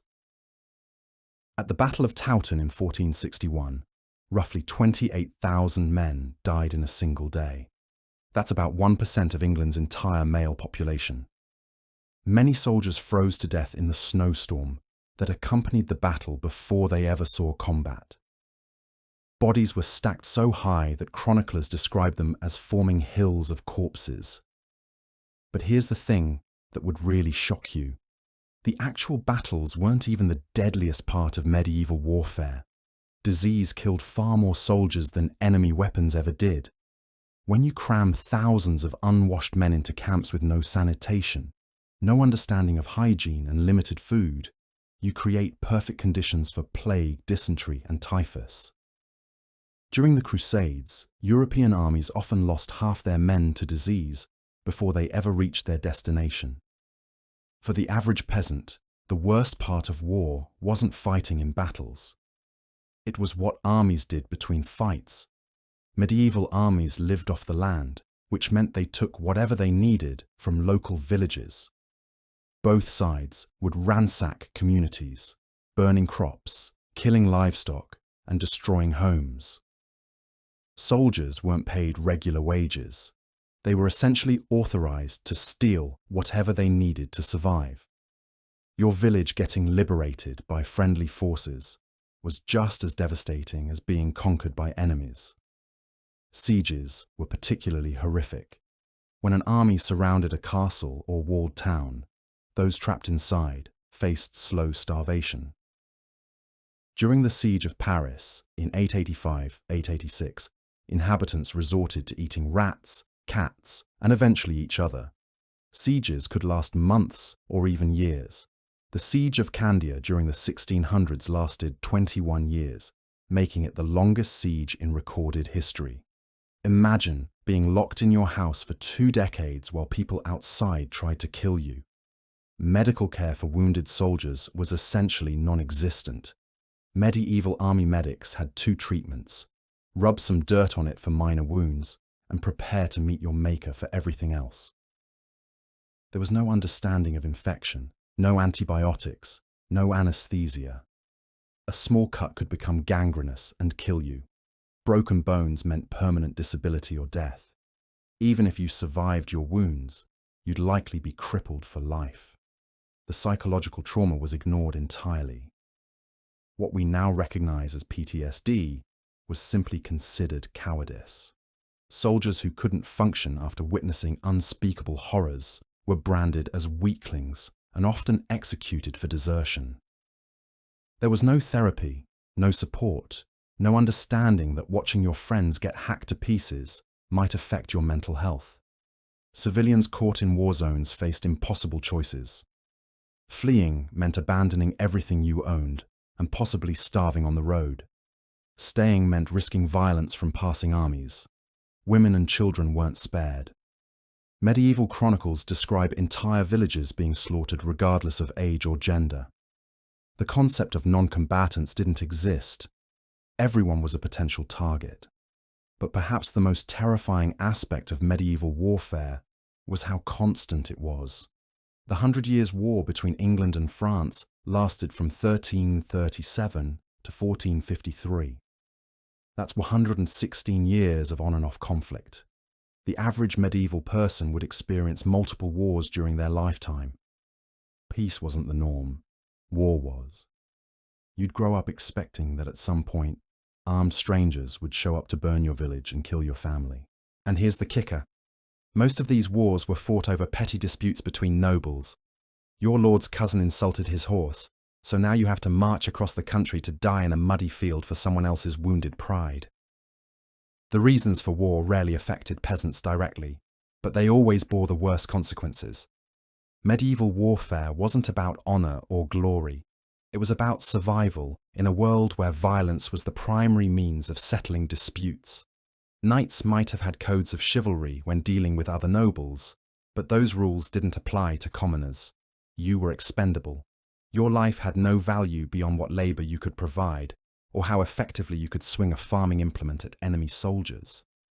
By now, after imagining yourself starving on medieval food, dying from easily treatable diseases, facing barbaric justice systems, and potentially being conscripted into hopeless military campaigns, you're probably ready to kiss the ground of the 21st century.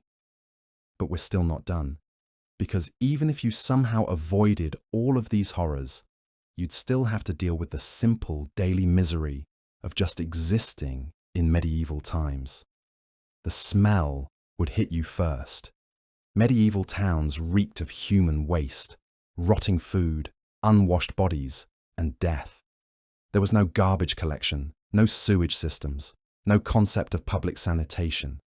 People threw their trash directly into the streets or the nearest river. The stench was so overwhelming that wealthy people carried small pouches of herbs called pomanders to hold under their noses. It was the medieval version of air freshener, slightly less terrible smelling stuff to mask the horrible smelling stuff. Every single day of medieval life was a test of endurance that most modern humans would fail within hours.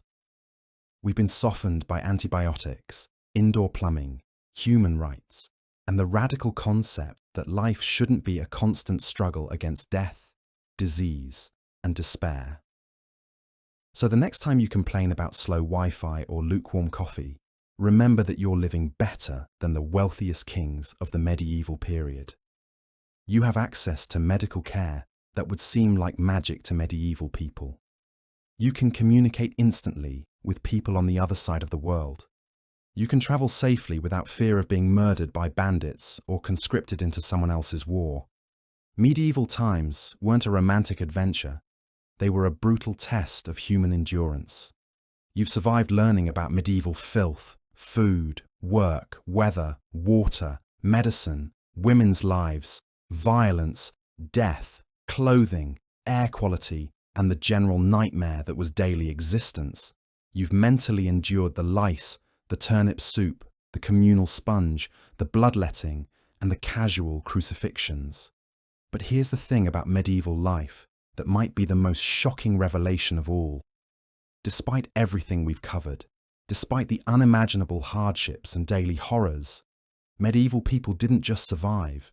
They built a civilization that lasted for centuries. And that's what makes this whole exercise so humbling.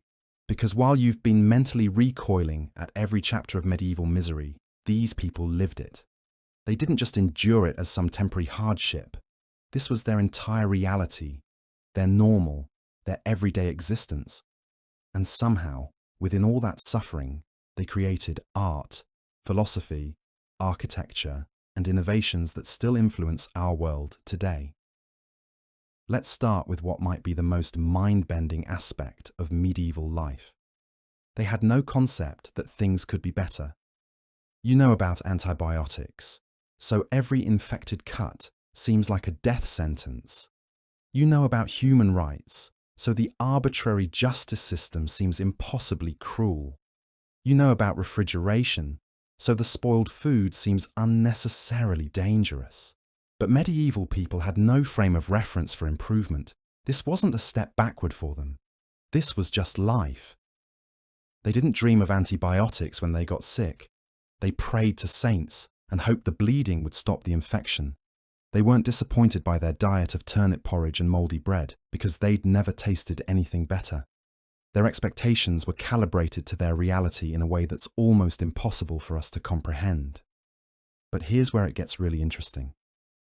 Within those impossibly low expectations, medieval people found joy, meaning, and purpose.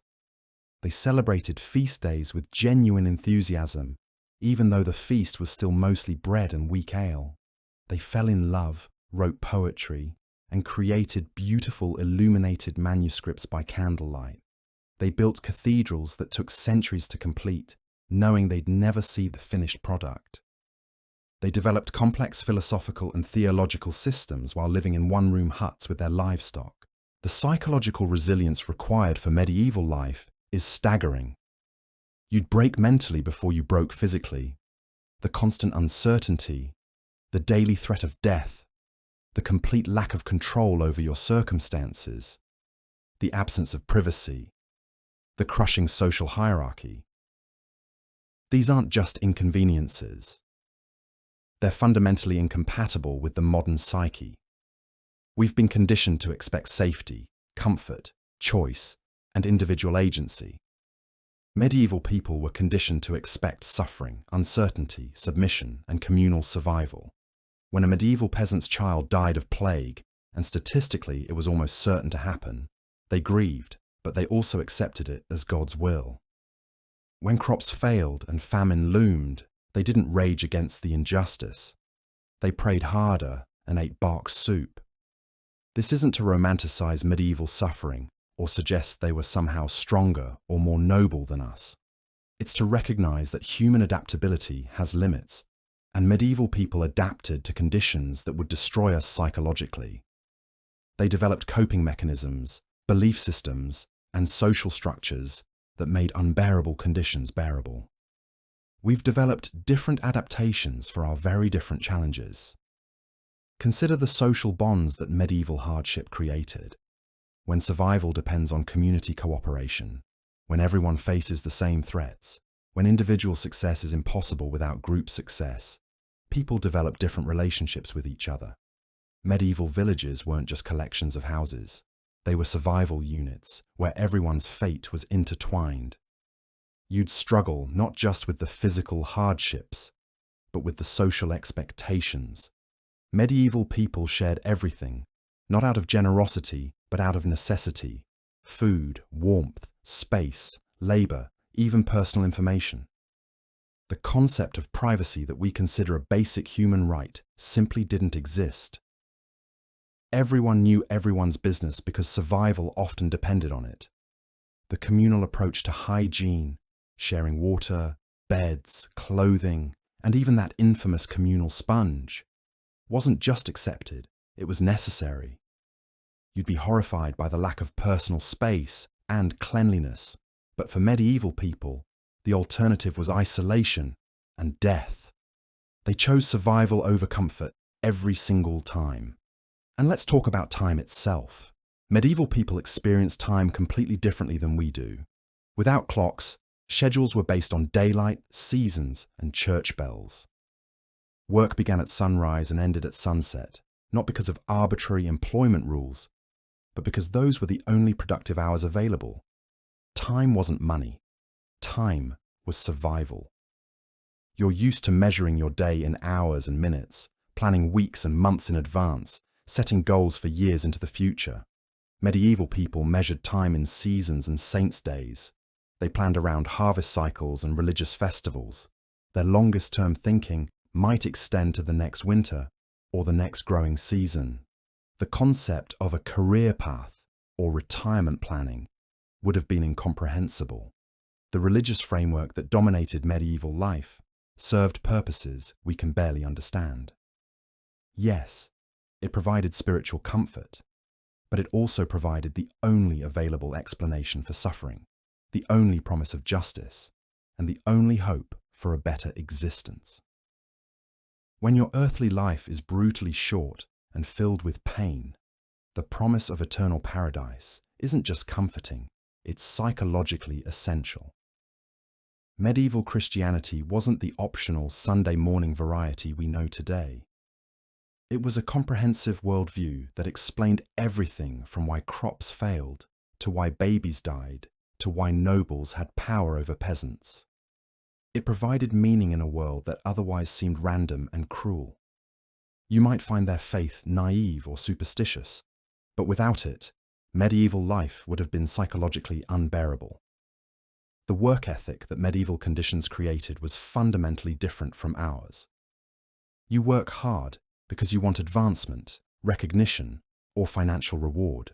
Medieval people worked hard because stopping meant death. They had one job: survive until tomorrow.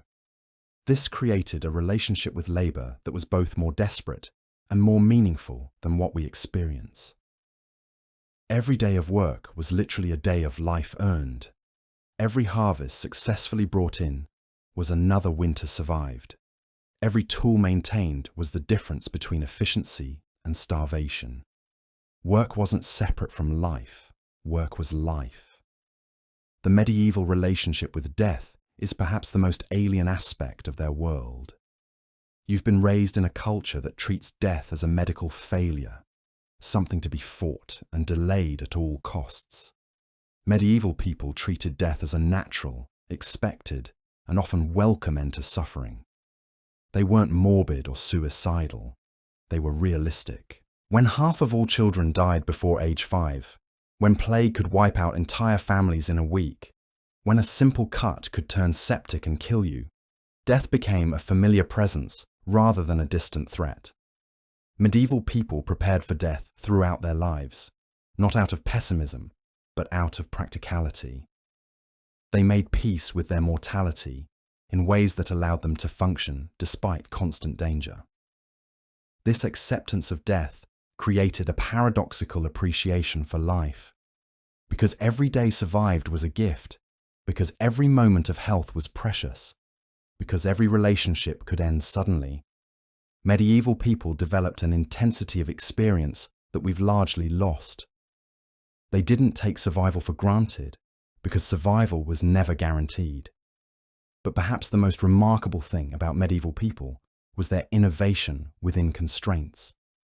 They couldn't change their fundamental conditions, so they optimized within them. They developed architectural techniques that maximized warmth and light. They created preservation methods that extended food storage. They invented social systems that distributed risk across communities. They didn't have our resources, but they had our same human intelligence and creativity. The solutions they developed for medieval problems were often ingenious. The three-field agricultural system that fed Europe, the guild systems that trained craftsmen, the monastic networks that preserved knowledge.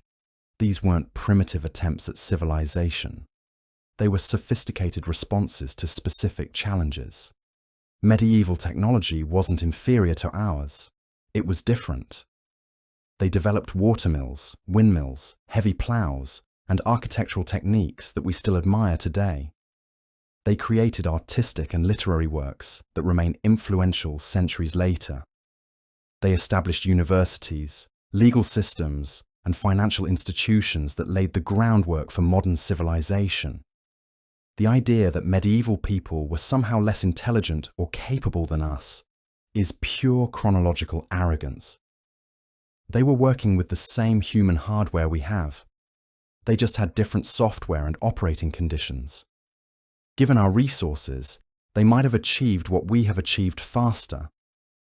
Given their constraints, we might not have achieved anything at all. Which brings us to the ultimate medieval lesson: the relationship between comfort and capability. Our modern comfort has given us incredible capabilities, but it's also created incredible dependencies.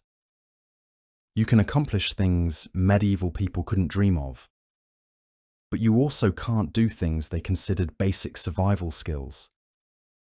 You can communicate instantly across continents, but you can't make fire without matches. You can access all human knowledge from your pocket, but you can't identify edible plants in the forest. You can travel faster than medieval people thought possible, but you can't walk 20 miles without specialized equipment and training. Medieval people were constrained by their technology, but they were also made resilient by their constraints. They developed skills, knowledge, and psychological toughness that we've largely lost.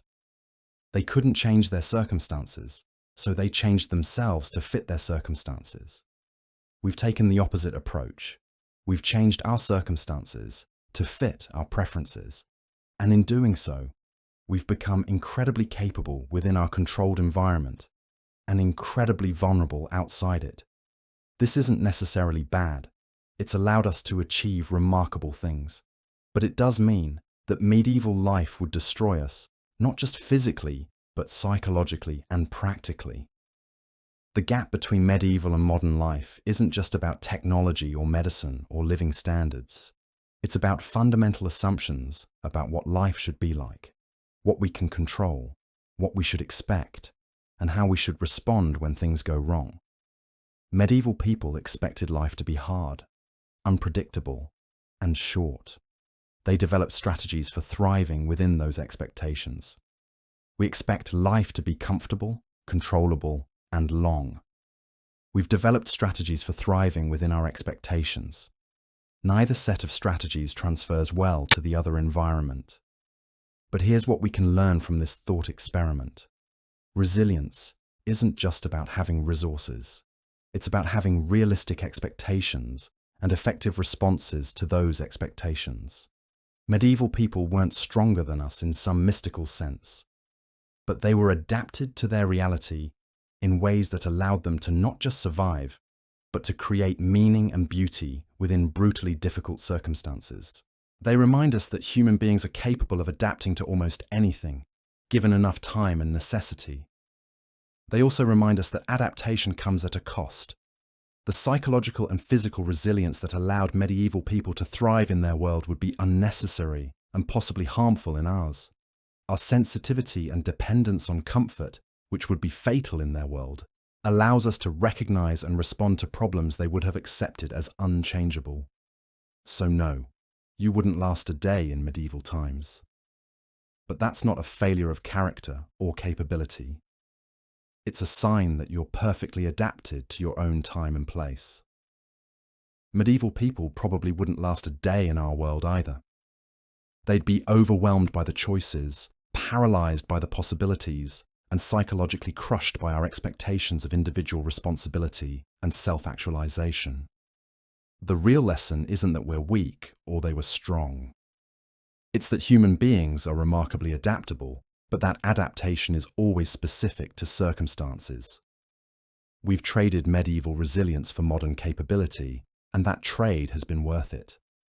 But understanding what we've traded helps us appreciate both what we've gained and what we've lost.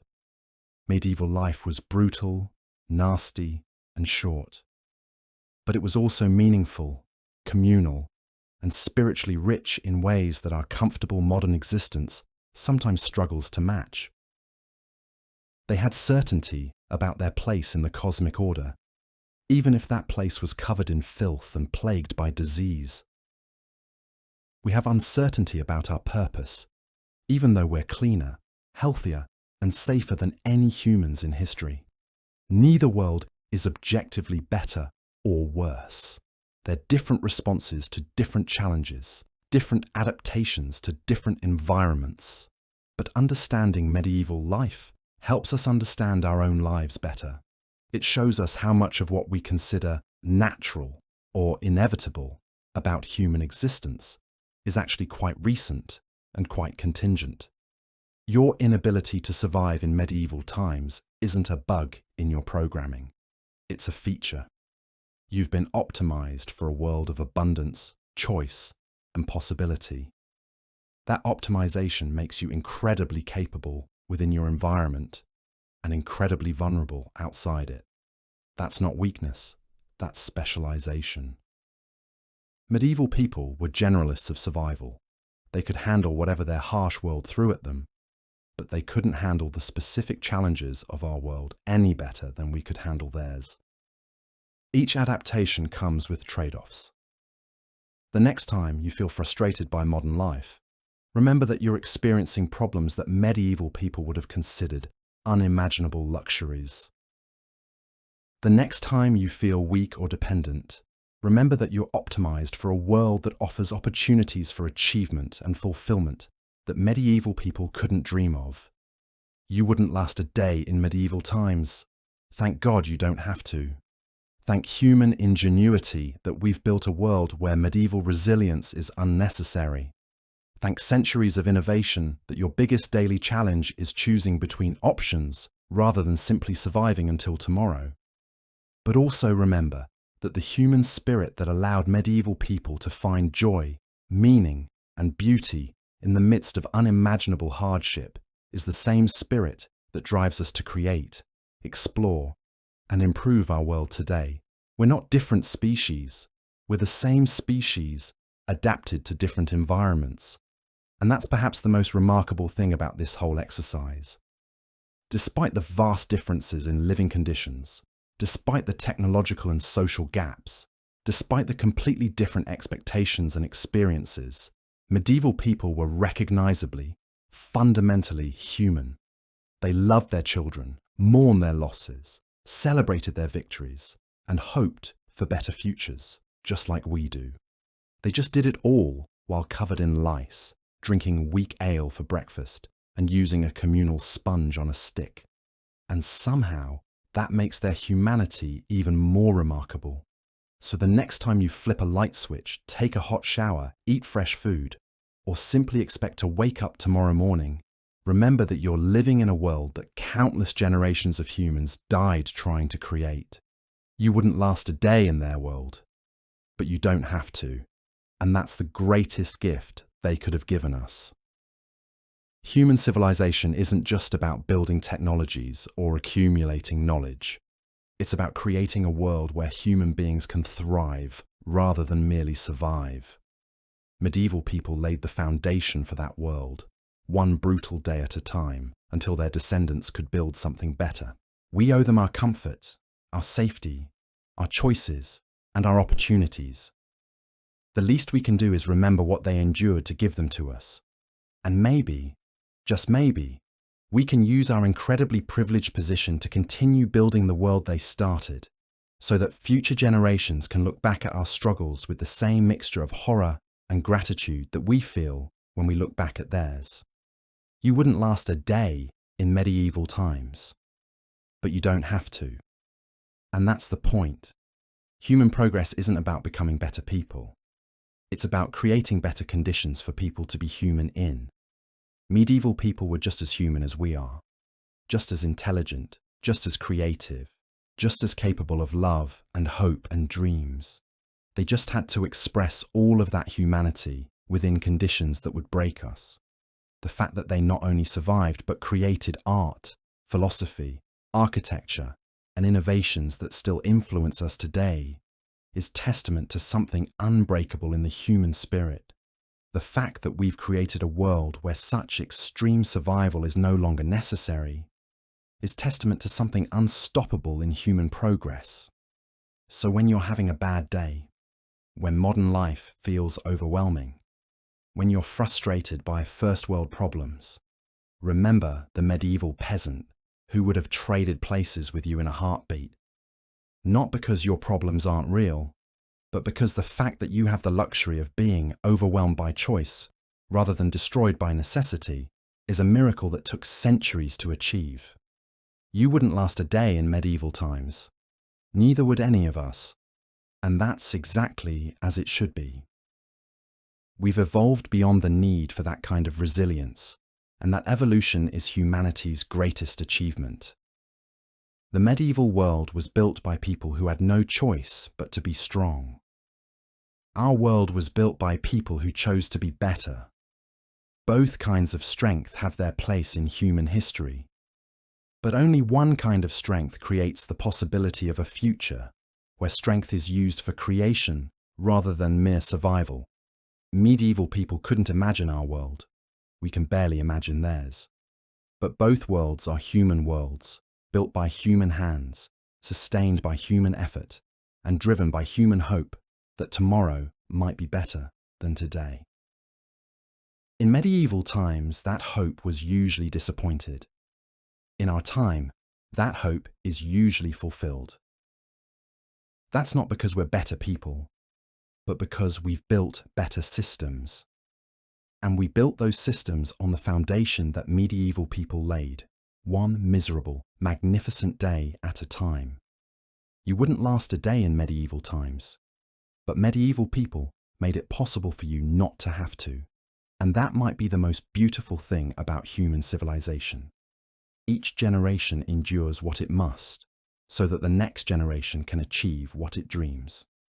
The medieval peasant covered in lice, drinking ale for breakfast, and working 16-hour days in the mud, was building the world where you can read these words in comfort and safety. They didn't know they were doing it, but they were.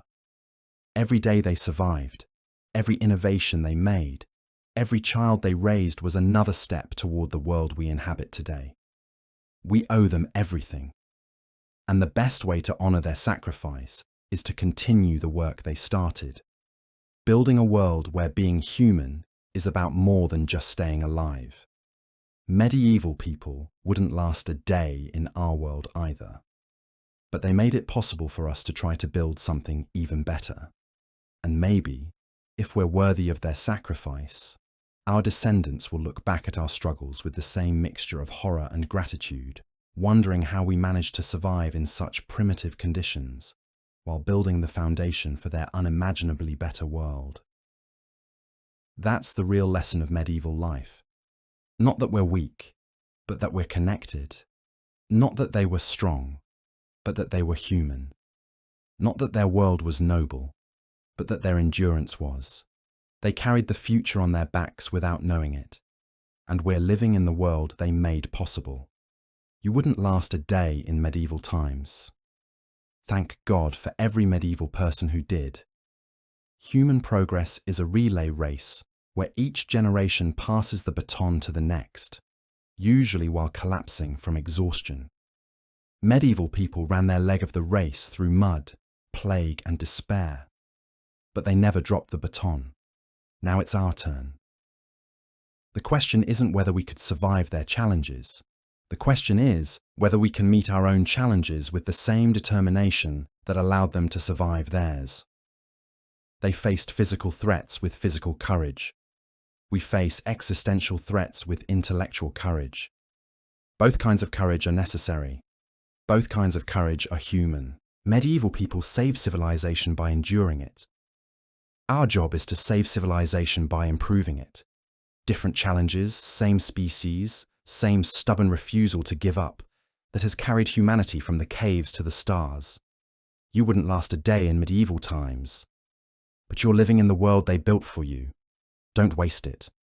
Human history is written in suffering and hope. Medieval people provided the suffering. We inherited the hope. Our job is to transform that hope into reality for the people who come after us. Medieval people believed that suffering in this world would be rewarded in the next. We have the opportunity to create a world where suffering is minimized in this one. Both approaches require faith. Faith in something better than what exists. They had faith in God. We can have faith in humanity. Both faiths are justified by the evidence that people will endure unimaginable hardship to create something better for their children. You wouldn't last a day in medieval times. Medieval people knew they wouldn't last a day in paradise, but they never stopped believing that paradise was possible, and they never stopped working to create it. We're living in their paradise. The question is, what paradise are we creating for the people who come after us? Medieval people couldn't imagine a world without plague, famine, and feudalism. We're building a world they couldn't imagine. Future generations will build a world we can't imagine on the foundation we're laying today.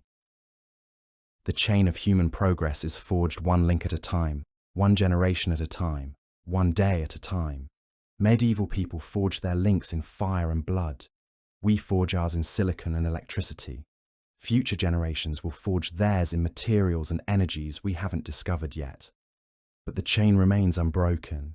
From the medieval peasant to the space explorer, from the plague victim to the vaccine developer, from the serf to the free citizen, the chain of human progress continues.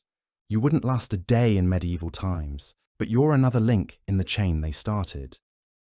Make it a strong one, because somewhere in the future, someone will read about our time and think the same thing we think about medieval times. How did they possibly survive such primitive conditions? How did they endure such unnecessary suffering? How did they build anything meaningful while dealing with such obvious problems? And the answer will be the same answer we give about medieval people. They were human. They endured because they had to. They built because they could. They hoped because they couldn't stop hoping. Human beings are the universe becoming conscious of itself. Medieval people were conscious in a world of darkness and pain. We're conscious in a world of light and possibility. Future generations will be conscious in worlds we can't even imagine. But consciousness is consciousness. Humanity is humanity. The spark that drove medieval people to survive and create is the same spark that drives us to explore and innovate. It's the same spark that will drive our descendants to achievements we can't comprehend. You wouldn't last a day in medieval times, but the part of you that recoils from their suffering, that feels grateful for your comfort, that marvels at their endurance. That's the same part of them that kept going when everything seemed hopeless. That's the human spark, unchanged across centuries. Medieval people lived in a world where tomorrow was never guaranteed. We live in a world where tomorrow is almost always expected. Both perspectives have shaped us in profound ways. Their uncertainty made them resilient. Our security has made us innovative. Both qualities are necessary for human flourishing. The medieval peasant who died at 30 from an infected tooth and the modern person who lives to 90 with perfect dental care are the same species, facing different challenges with the same fundamental human nature. Neither is superior to the other. Both are human beings making the best of their circumstances. Medieval people maximize survival within brutal constraints. We maximize potential within abundant opportunities. Both approaches require wisdom, courage, and determination. Both approaches have created something valuable for humanity. The cathedral builder who knew he'd never see his work completed, and the software developer who updates code daily are both building something larger than themselves. The medieval mother who buried half her children and kept loving the survivors, and the modern parent who agonizes over college choices are both expressing the same fundamental human drive to nurture the next generation. Medieval people lived with death as a constant companion. We live with possibility as a constant companion. Both relationships have shaped human culture in profound ways. Their acceptance of mortality created art and philosophy, focused on transcendence and meaning.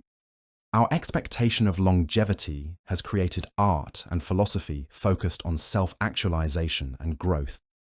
Neither worldview is complete without the other. Medieval wisdom about accepting what you cannot change balances modern wisdom about changing what you can. Medieval focus on community survival balances modern focus on individual achievement. Medieval spiritual certainty balances modern intellectual curiosity. You wouldn't last a day in medieval times, but that doesn't mean you have nothing to learn from medieval people. Their hard-won wisdom about resilience, community, acceptance and meaning remains relevant even in our transformed world. Our hard-won wisdom about progress, rights, health and opportunity would have been just as valuable in their world if they'd had the foundation to build on it. The real tragedy of medieval life wasn't just the suffering, it was the waste of human potential. How many medieval people could have been scientists, artists, philosophers, or innovators if they'd had the opportunity? How many breakthrough discoveries were lost because their potential discoverers died of plague, or were never taught to read? Medieval life was a harsh filter that eliminated most human potential before it could be realized. Modern life is an amplifier that allows human potential to flourish in ways previous generations couldn't imagine. That amplification is perhaps our greatest achievement and our greatest responsibility. Every medieval person who died young from preventable disease, who lived and died in ignorance, who never had the chance to develop their talents or pursue their dreams, was a loss not just to themselves and their families, but to all humanity. We live in a world built on the accumulated losses of billions of people who never got the chance to contribute what they might have contributed. But we also live in a world that finally offers the possibility of minimizing such losses. For the first time in human history, we have the knowledge, resources, and technology to give most people the opportunity to develop their potential. We don't always use that opportunity well, but we have it. The medieval peasant, who might have been a great scientist if she'd been taught to read, is gone forever. But the child born today in poverty, who might be a great scientist, can be taught to read. The medieval craftsman, who might have invented revolutionary technologies if he'd had access to education and resources, is lost to history. But his equivalent today has access to the internet, schools, and opportunities that would have seemed miraculous to medieval people. You wouldn't last a day in medieval times, but you have opportunities that medieval people died dreaming of. The question is, what are you doing with those opportunities? Are you using your unprecedented freedom, health, education, and resources to build something worthy of the sacrifice made by countless generations before you? Medieval people had no choice but to focus on survival. You have the luxury of focusing on purpose. Medieval people had to accept their circumstances. You have the power to change yours. Medieval people could only hope for a better afterlife. You can work toward a better world. With that power comes responsibility. Every day you waste in comfort and safety is a day that medieval people would have given anything to have. Every opportunity you squander is an opportunity that billions of people throughout history died without ever having.